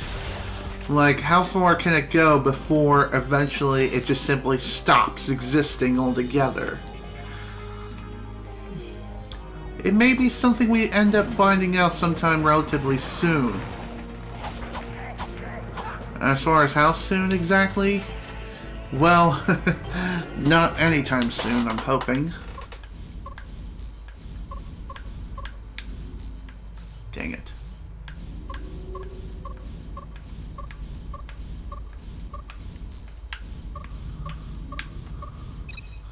Phew! Glad I made it. Barely made it at that. Also, why is it that whenever I use the frickin' trespasser like weapon, why is it that I can't pull out my previous weapon just by hitting the frickin' circle button? It makes no sense. But that's video game logic for you. It's sometimes really, really dumb.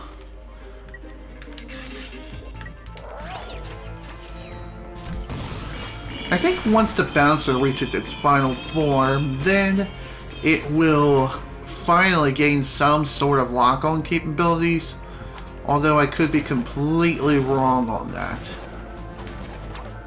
We'll have to wait and see. This thing is just about finished upgrading to its full power.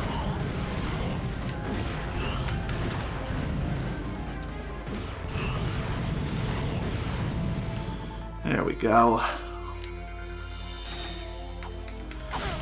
When it comes to this rocket launcher here, oh dear. Rocket launcher, it's all about that fire rate control. The weapon itself, I believe, is a semi-auto. Then again, maybe it's a full auto weapon, and the fire rate is just low enough to nearly be considered semi-auto. I'm not 100% sure, and I really don't feel like wasting any ammo to find out for myself.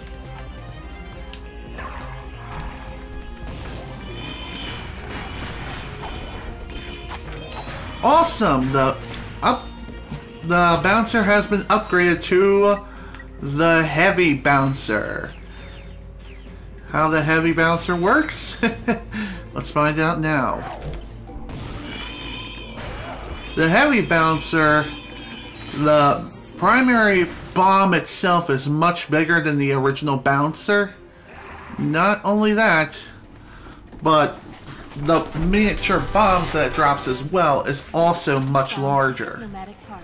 I need all of the parts to make the hypnomatic gadget. Oh, okay. Hypermatic parts. So that's a thing in this game. I don't know how many parts are there. I think I'd have to look at the gadget description in order to find out for myself. In fact, why don't we take a quick look? The hypnomatic, or hypnomatic, there are 3 parts in all. And each and every part is hidden in different parts of the galaxy. Each and every single one of those parts are probably going to be really, really difficult to get to. And it'll probably require us to access secret areas in order to get to said parts. I'm not 100% sure on that, but either way, we will be going after them in the post-game, for sure.